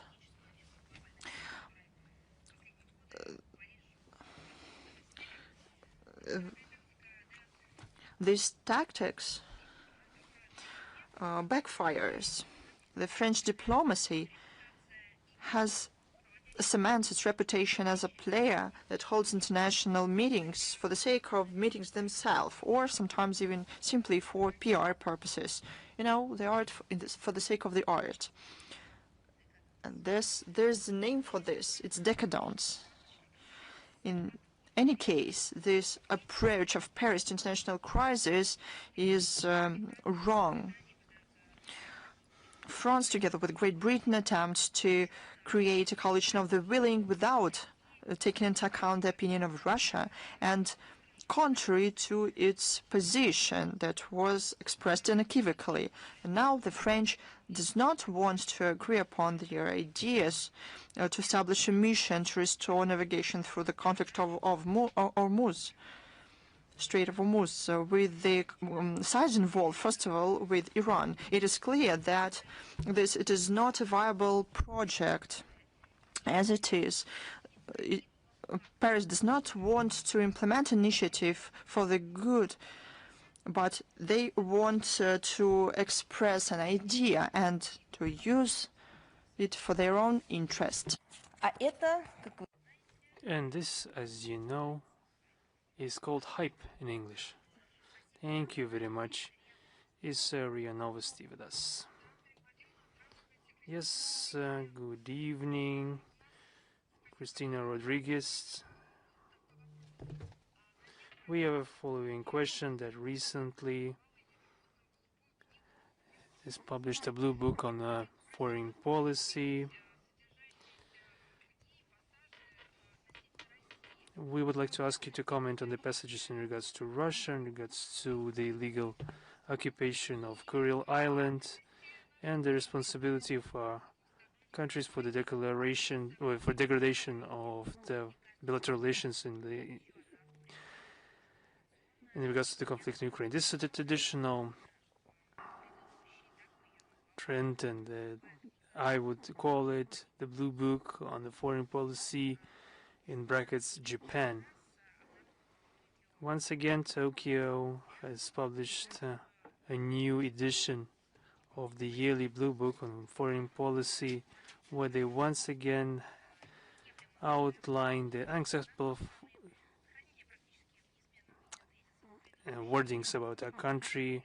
In recent years, we saw these illustrate the lack of change in the foreign policy course of Japan's and Russian track after, in 2025, the ruling coalition headed by the Prime Minister Takaichi came into power. This militant and hostile rhetoric testifies to the constant attempts of Japan to reject the commonly accepted results of the Second World War. They are always citing some perceived threats emanating from Russia and other countries, neighboring states. Tokyo thus is trying to justify their own steps to have a speedy remilitarization of their forces, and this is fraught with serious risks for the stability and prosperity of the region. I would like to underline once again that South Kuril Islands are an intrinsic part of the Russian Federation. They have been annexed as a result of the Second World War, the outcomes of which have been enshrined in the Charter of the UN. And I think this phrase, I should learn this by heart in Japanese for them in Tokyo to finally get it. The Russian sovereignty over these islands is indisputable and is grounded in the international legal framework. As for the current situation in the Russian-Japanese relations, and who exactly is responsible for the degradation, I would only just remind everyone that this degradation has led to our relations falling to a very deep level. And in regards to those who is responsible, Tokyo is that due to the fact that they have ramped down all measures of interaction with Russia. Why did they do that? Because they, for some reason, connected it with the situation around Ukraine. Why did they do that, and for what reason? The question should be better asked to the Japanese representative. I think they were just ordered to do this by those. If we look at complement of the U.S. military base in Japan, the U.S. view this country not as a sovereign one, but one of their numerous backyards, or side yards, whatever they call it. I think that during the meeting of President Trump and Prime Minister Takaichi, this was obvious for everyone. The Japanese side should understand that the Japanese government should prove that they have rejected the unfriendly course towards Russia by some practical steps taken that should be recognized by us. Thank you very much. Thank you. Is the Chinese Media Corporation with us right now? Yes, Madam Zakharova. We had small technical problems with video. I will ask my question without camera. I see your background, but with pleasure I'll take your question. We have two questions today. This day, the two-day visit of Mr. Lavrov to Beijing has concluded when he had meetings with his counterpart Wang Yi. They have discussed relevant national agenda and bilateral relations. How does the Russian MFA evaluate the outcome of these meetings, and how this close coordination between Beijing and Moscow in the framework of BRICS, SCO, and the associations in the Far East requiring close coordination in strategic security.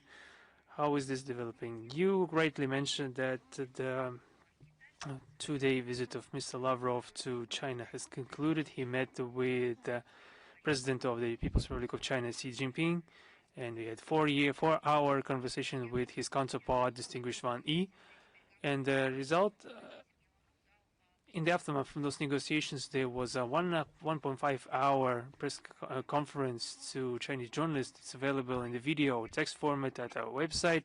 He responded to questions, and briefly I will use the quote of Mr. Lavrov to respond to your question. He said the following: Russia and China are playing a stabilizing role in those tendencies that are currently fighting for survival in international life.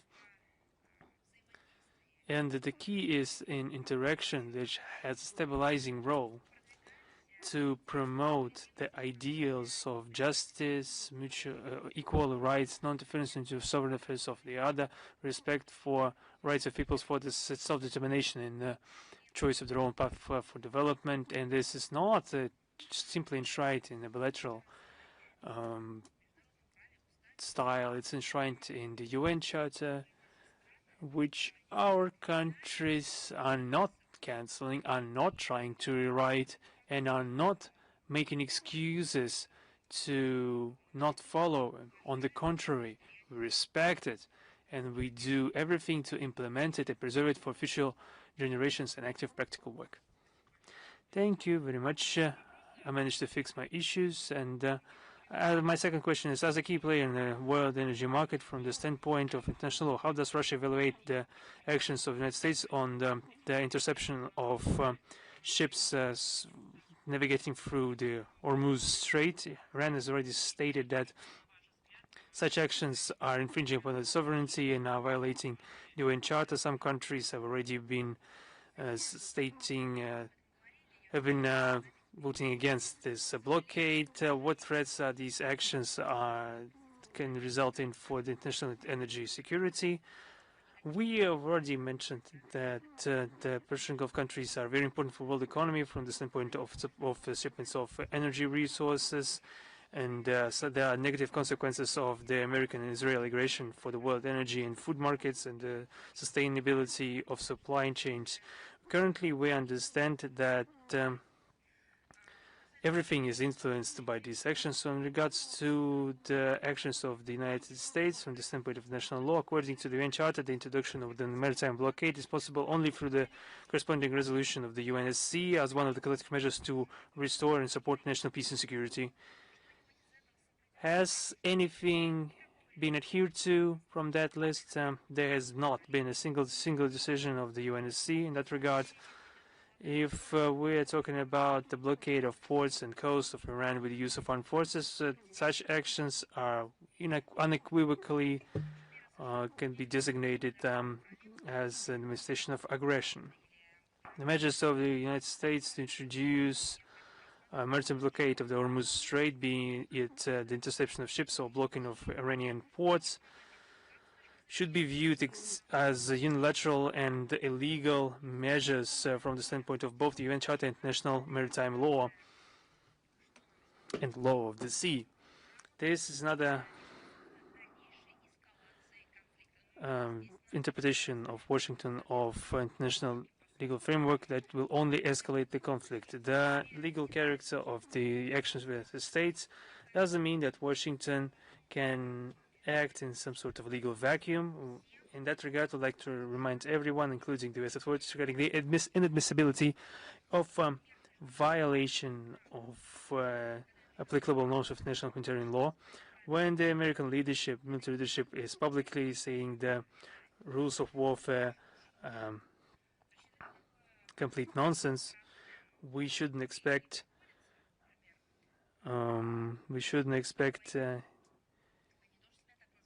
any sound mind. The U.S. War Secretary Pete Hegseth numerously said that there are no stupid rules of engagement in his speeches. Perhaps he was not talking about war. Perhaps he was talking about relations to the opposite sex. Who knows? So he said that in his briefing of March 2nd. He also mentioned this in his book, that War with Warriors, what the truth about the treason of people ensuring our freedom. When speaking about the Geneva Convention of 1945, he mentioned that American soldiers shouldn't fight according to the rules written by elderly men in the halls laden with redwood 80 years ago. End of quote.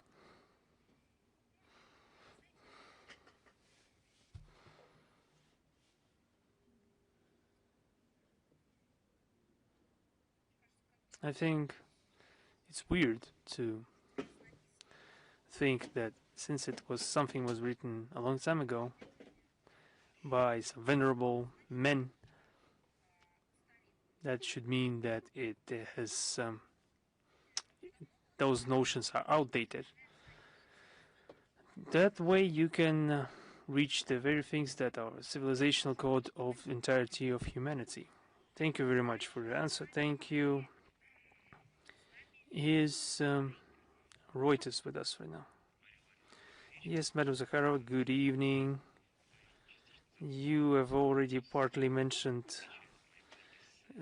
my upcoming question in your response to CGTN. Nevertheless, I will ask it. The blockade of the Hormuz Strait by the US Navy, how does this blockade influence the interests of Russia in the region, the shipments of Russian energy, the world energy and food security? And what does Russia intend to do in that regard?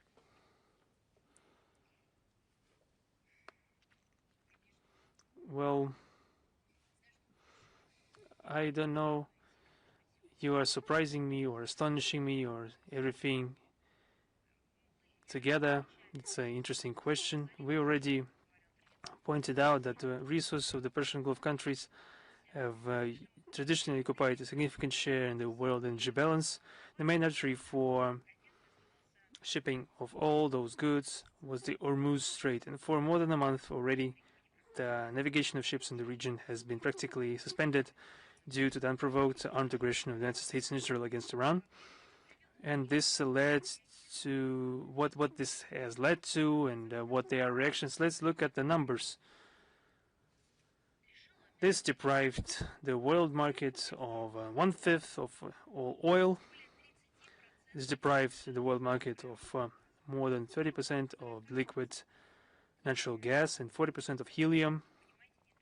And as I understand, it's not only about balloons, about color balloons, urea, 42% of urea, 44% of sodium, and ammonia and many phosphates are also affected. We're talking about a significant number of enterprises, industries all around the world. And at this very moment, exactly when we see a nascent new harvest, new planting period, of course with some climate peculiarities, of course, but these supplies are in high demand. This conflict has also led to destructive consequences for the regional and global trade routes. This has damaged world energy markets, inflicted damage to the industrial and agricultural domains of many countries, decreasing their investment attractiveness. I would also point out the physical deficit and the price hike for energy, disruption of transport, logistical chains, the growing tension and, for state budgets and ordinary citizens. In regards to food security, the natural gas prices are negatively influencing the situation because it's used in nitrous nitric fertilizer, which has led to significant growth of price for these fertilizers since the beginning of the year. We are also seeing forecasts for the price hikes for basic food products, and there are some forecasts, if the situation continues in the same vein, for the lack of such food products. Previously, we saw a different situation, that everything was fine with the Hormuz Strait, but there was lack of harvest or drought or torrential rains on the other hand, or other cataclysm, etc., etc. We don't know the full extent of the consequences, but we need to hear the analysts, listen to them, the UN experts, for example, the people that are competent enough to publish their opinions.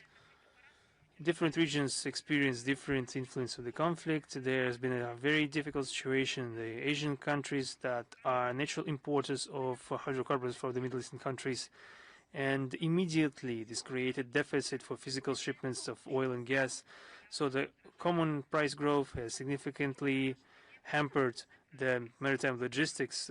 It's just terrible to hear those prices, and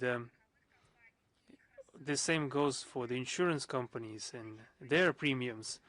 This is a veritable tragedy for some operators. There has been a resource deficit coupled with the growth of expenses for transport, which influences all sectors of economy and undermines the economic growth of states. In regards to Europe, I just wanted to remind everyone of the words of the European Commissar on Energy and Household Building, Dan Jorgensen, that additional measures the EU has to take to import hydrocarbons have already amounted to 14 billion euros. This is all a result of incredibly, monstrously short-sighted in its stupidity policy of the EU and Brussels to reject Russian energy resources that still is not changed even in the face of the current situation. The countries that have been constructively engaging with Russian energy sphere for the last years have been less affected by this conflict. I mentioned that in the beginning of March, when the price for energy hiked immediately, we saw publications in the Western media that is a demonstration that the main beneficiary of this conflict is Russia. And we talked with you that you can make things up as long as you want. Think of some concepts, but the fact is a fact.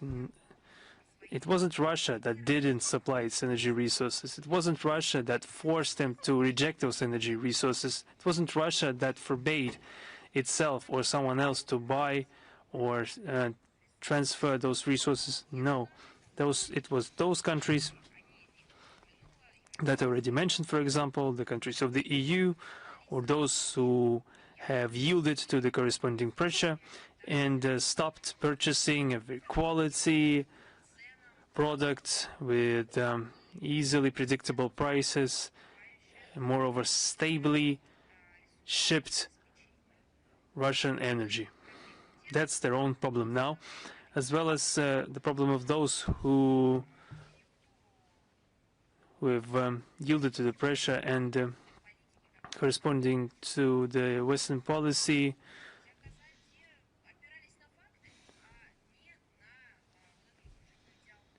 So the ones who didn't yield, they actually became they joined the winning side. We're talking about the CIS countries that are stably importing Russian energy and fuel, fertilizer, electric energy, etc., which helps them to go through the current crisis and continue to carry out their political and societal tasks. There's, of course, one state that I just stated that they intended to withdraw from the CIS, namely Moldova, that rejected the constructive cooperation package with Russia and adopted the EU policy completely. There are, of course, some corresponding outcomes that they saw a physical deficit of fuel and the immediate growth in its price. Russia remains a responsible participant of the global energy market. We are fulfilling our obligations. We are open to the dialogue to maintain security, energy security, and prevention of the energy crisis. Thank you. Thank you. Is it Vestia with us? Good afternoon, Madam Zakharova. We have one question today. The leader of the TISA Hungarian party who won the elections on April the 12th, Peter Magyar, thinks that EU should lift sanctions against Russia. Let us quote him correctly. Yes. Right after the end of the conflict in Ukraine. Indeed. At the press conference in Budapest, he expressed a hope that the Ukrainian conflict will be settled peacefully. Can sanctions become the key factor in resetting relations between Russia and Europe? Can we return to the previous level of economic cooperation between Russia and EU in future? Well, let us see into the sanctions. What do you mean when you ask about this? I don't understand your question.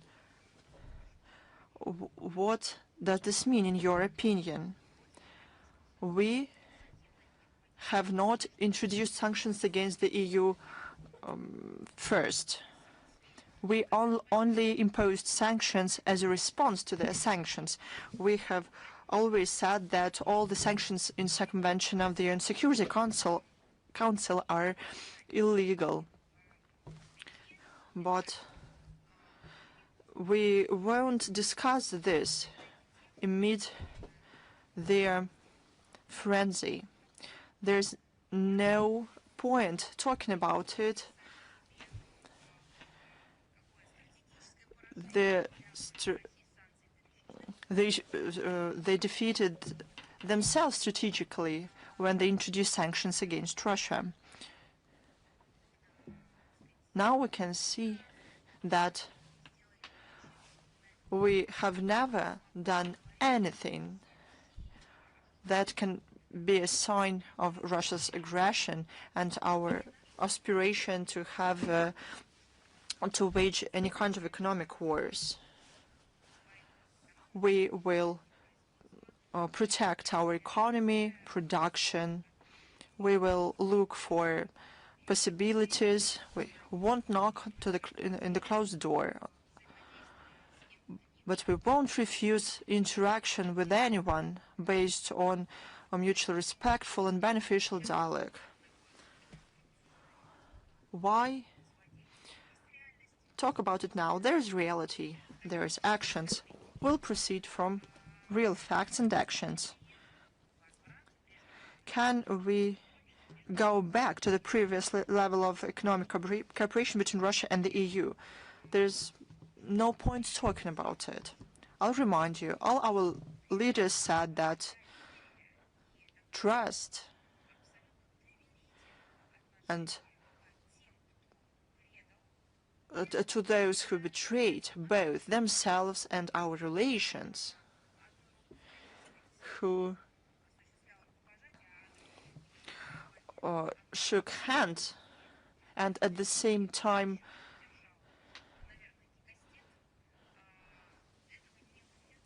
did something aggressive. There's no sense in doing that.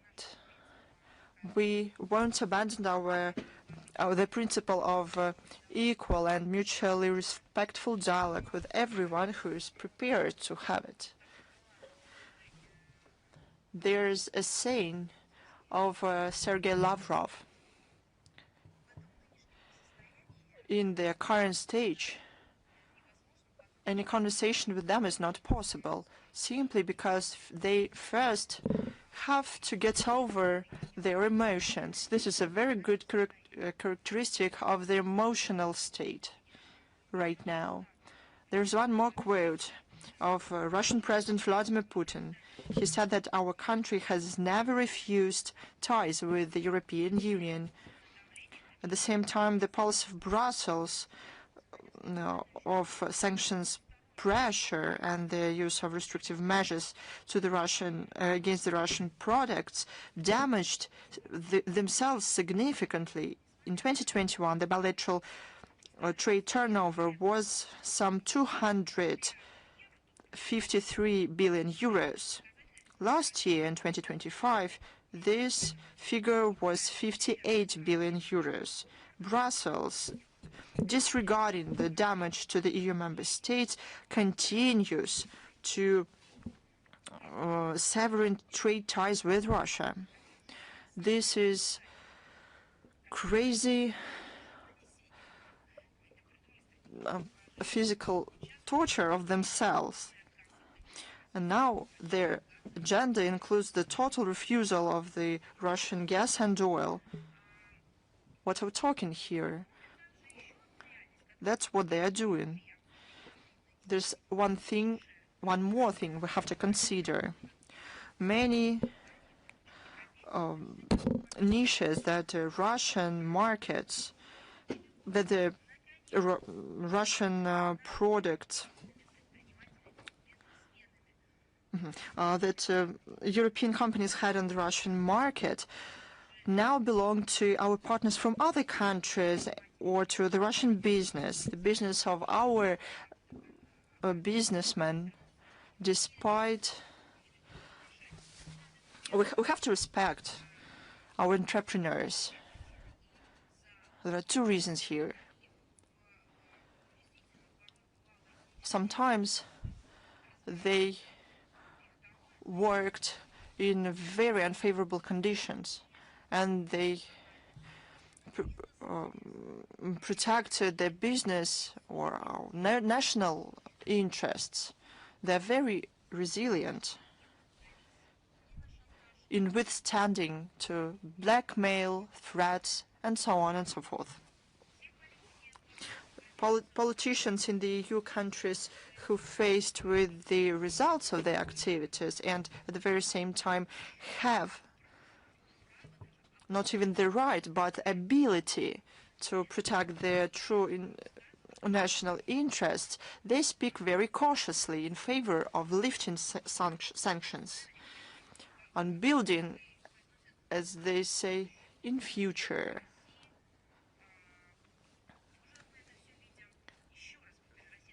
We all see this. Russia is prepared to develop contacts that reflect our own interests with certain member states of this alliance on the condition that the latter will follow the civilized methods of business and will abandon anti-Russian hysteria imposed by the Russophobes in the EU if they behave properly, follow the UN Charter provisions, and make business in a mutually respectful way when they finally remember the tips of their predecessors who cared about the prosperity of the EU, did not want the collapse of the EU.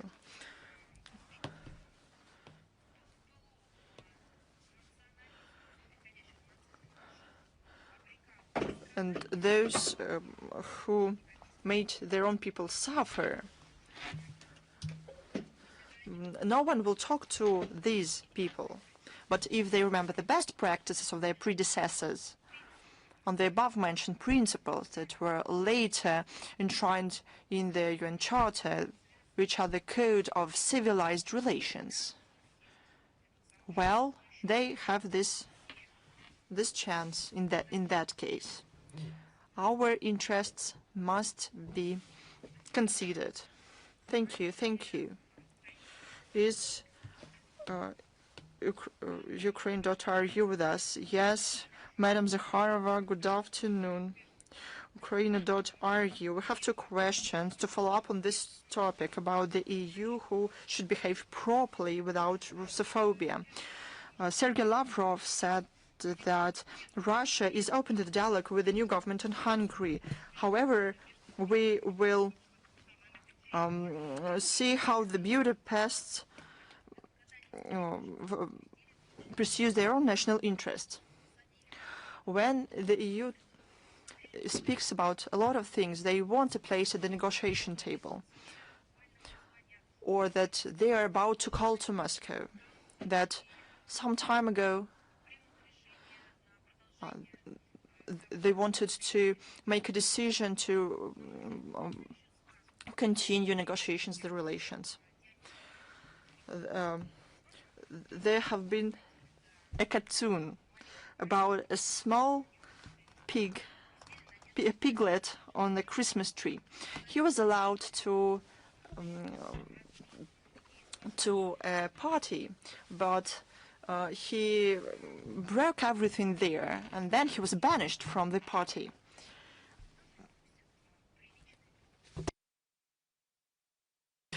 When they behave like this, who is going to have any kind of relationship with them if they behave improperly? Who is going to give any kind of prospects to them if they betrayed their own interests? Even they first should learn to behave themselves in a civilized society, to be responsible for their own words. Today we talked about Emmanuel Macron a lot, for example. We remembered the agreements of the German leaders. From Washington to Brussels to London and so on and so forth, they should learn to be responsible for their own words and actions. Probably they even should correct their own mistakes, recognize all their criminal acts, and make a general conclusion, not about their criminal behavior. I am sorry, Madam Zakharova. I absolutely agree with you, and we don't need anyone else. This is just a fact. You talked a lot about Ukraine today, about those terrible things committed by the Kiev regime. Now our subscribers deem it very important if Magyar is going to endorse the loan to Ukraine worth 19 billion. Is it going to influence diplomatic relations between Russia and Hungary? What will influence the endorsement of the loan? Oh no! If we had a lot of ifs, and we know how it ends. We are not talking in such terms. Any restrictive measures, as we said many times, damage the EU and their people. Look at the GDP growth of the EU. It is lower than the average in the world. Lower. It is very important.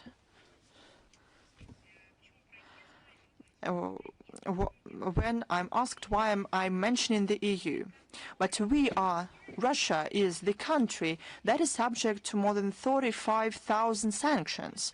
We are the country the hybrid war is waged against. The trade war is waged against us. But their loss of rates of economic growth is not caused by our aggressive policy, but by measures that they imposed against us or other countries. Do you understand the difference here? This is a very interesting paradox of our life. But in the Russian language, there's a saying,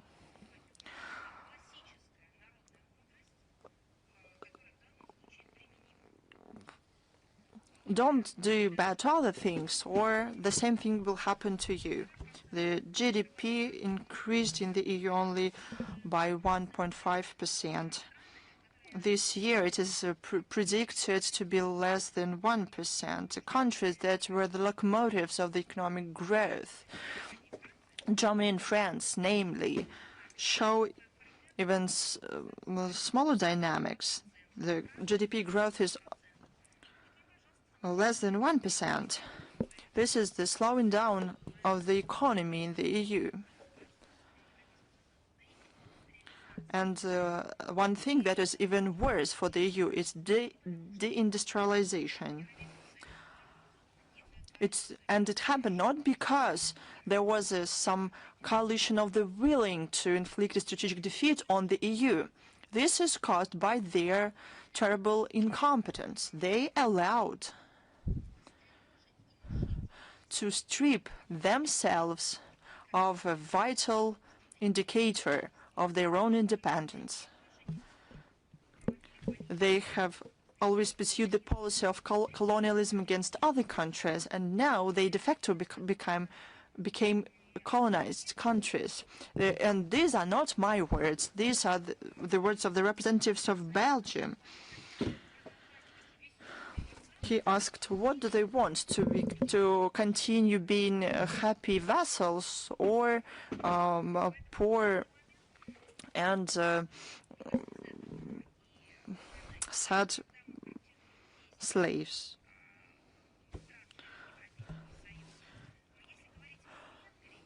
As to Hungary, in particular, we appreciate the policy of Viktor Orban based on national interest. It, despite the pressure of Brussels and other EU countries, pursued pragmatic foreign political policy, and he protected not Russia's interest, but interests of his own people. He is known for his balanced approach to difficult international situation. And many things coincided with Russia's point of view. Some things were not the same, but we still saw him taking steps in the context of the national interests of Hungary. He is also known for his balanced approach to and clear understanding of the causes of the conflict in Ukraine. The coup d'etat in the country and the puppet character of the regime in Kiev. On April the 12th, Hungary saw the elections to the State Assembly. The opposition Party of Respect and Freedom won.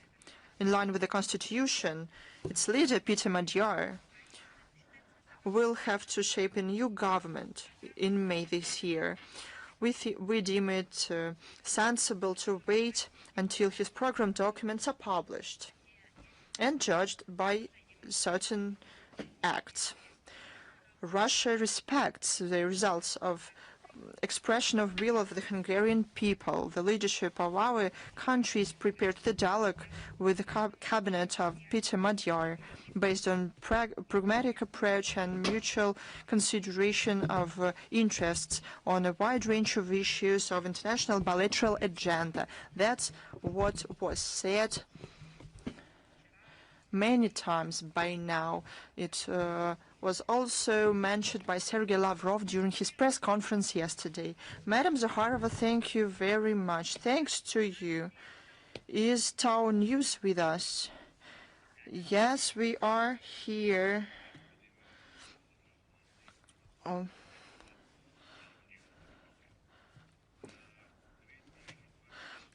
In 2026, relations between Georgia and the European Union remain tense.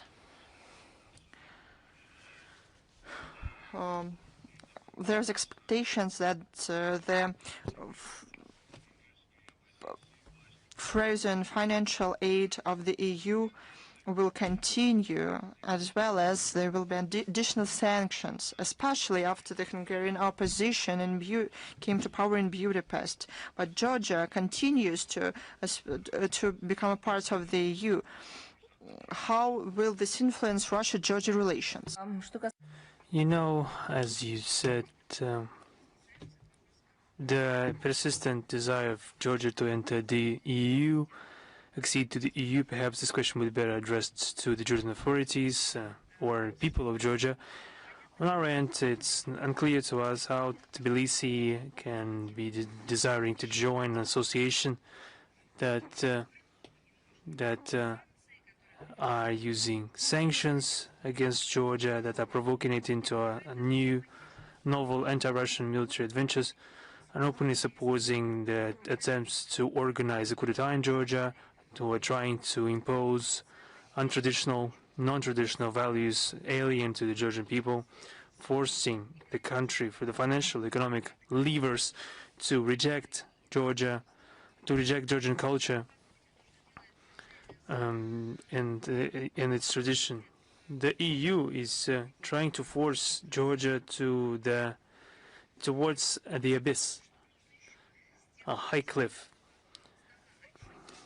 What else should they do to make it obvious, finally, what true intentions they have towards Georgia?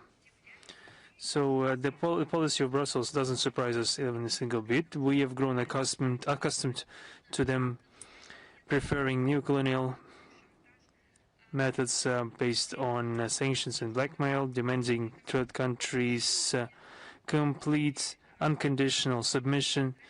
They are not even spending money anymore. They used to give some money, and now they are first making demands, and only then saying that we don't have any more money, and proceeds straight to forceful negotiation. And what we are seeing in regards to Georgia is only one example that was in due time true for several other countries. The membership of any country in the EU is only possible, and it should be understood clearly, that they transfer some part of the national sovereignty to Brussels. And what we see with the EU countries now, no matter what we're talking about, the old Europe, the countries that have been in the EU for decades, or the countries that have only recently joined, no matter all of them were forced to relinquish some of their sovereignty in favor of Brussels, not in favor of rational solutions or economic gain, not even in favor of, I don't know, some future projects, but just it was demanded so. Not because of national conscience, not because of sovereignty and identity, because this doesn't mean anything for Brussels, because it shouldn't hamper the implementation of the collective Brussels project that is backed not by votes of Europeans or national interests of European countries, but a clear directive and political interests of the select group of people. We see at the head of a table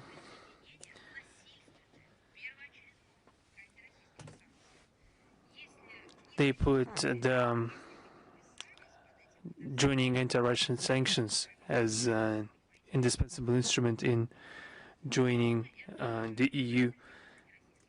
We're not just talking about anti-Russian sanctions, these are illegitimate sanctions bypassing the resolutions of the UNSC. What will this signify for Georgia in the midterm? Perhaps we could talk about, we would primarily see the cessation of flights, direct flights between our countries, many other consequences. This has been, and I think this is not something that they want to see, because we saw many tourists, businesses, and others visiting both countries. And why would they relinquish it only to appease the European Union? There would be a significant reduction in cargo traffic at the demand of the European Union. If that not will be the case, let anyone in the EU to comment on it and prove us wrong. It would be very interesting to listen to them. They will never say, of course, they will never say this openly. Every 25% of all tourists in Georgia are from Russia. Those are very grateful tourists, very financially stable tourists that are able to bring their friends to Georgia, who also in their turn become great appreciators of Georgian cuisine, for example, Georgian culture, to architecture and history of Georgia. And the accession of Georgia to the EU, with the consideration of the destructive demands of the EU, would be significantly hampering the tourist industry of Georgia and would threaten the contacts between relatives living in our two countries. They would perhaps lose the ability to visit each other. Remember how everyone was going to some third countries, how much money was spent?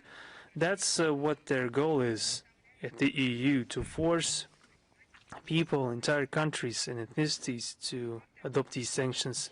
Also, Georgia would be forced to join the energy embargo towards our country. I think this energy embargo is not towards Russia, but towards themselves, because the EU countries should have already forbidden themselves to use Russian energy. Russia is one of the most reliable suppliers of oil products and natural gas to Georgia. The sad situation we see with the energy market in the EU, I think we commented enough on that. Would it be better in their camp, not due to any particular actions on our part, but only because that's what they chose as their future? The accession to the EU would also mean Georgia losing its preferential trade regime with Russia and CIS countries that are main markets for Georgia. 70% of Georgian exports are sent not to European Union, but rather to the CIS countries. Not due to the fact that the products of Georgia is bad in any way. No, it is very good. We are active consumers of it. It would be due to the factors of of it being forbidden to ship goods to those countries. Also, Russia would be forced, and I would like to underline this fact, that we will be forced to include Georgia into the list of countries with unfriendly regimes and spread our economic measures with all corresponding consequences for Georgian producers of wine, mineral water and fruit, and everything that's being brought into our country. Our country is also responsible for 80% of all grain used in Georgia. Acceding to the EU, Tbilisi would be required to introduce tariff on our grain, which would provoke the growth of bread price. Вступление в Европейский Союз Грузия была бы вынуждена участвовать в схемах военной поддержки Украины. А я каждый брифинг рассказываю, сколько они требуют от каждой страны, члена Европейского Союза, денег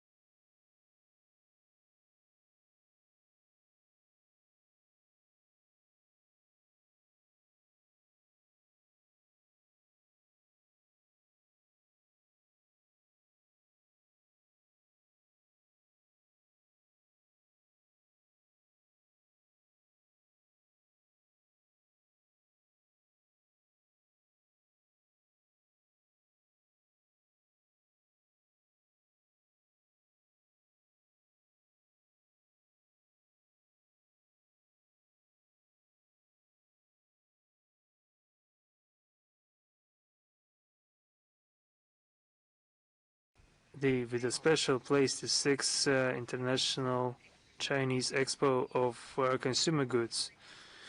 We are helping Russian business circles by any means to participate in this event. We hope this platform will provide more opportunities for entrepreneurs of both countries to familiarize with each other and broaden their interaction. We also invite our Chinese partners to participate in large expo events in territory of the country. I'm talking about the St. Petersburg International Economic Forum, June 3rd, June 6th, in St. Petersburg, the Eastern Economic Forum, September 1st to September 4th in Vladivostok, the Caucasus Investment Forum from April 28th to April 30th in the city of Mineralny Vody, the Russian Energy Week. We still have time before it starts because it will take place on October 14th, 16th in Moscow. Inoprom, for example, July 6th, July 9th in Yekaterinburg, and of course the Rostki Forum in August 17th, 18th in the city of Kazan, and many other events that are traditionally eliciting increased interest on the part of Chinese participants. We hope that intense exchanges for business will be successful in promoting the whole package of Russian-Chinese cooperation. Thank you very much. Thank you.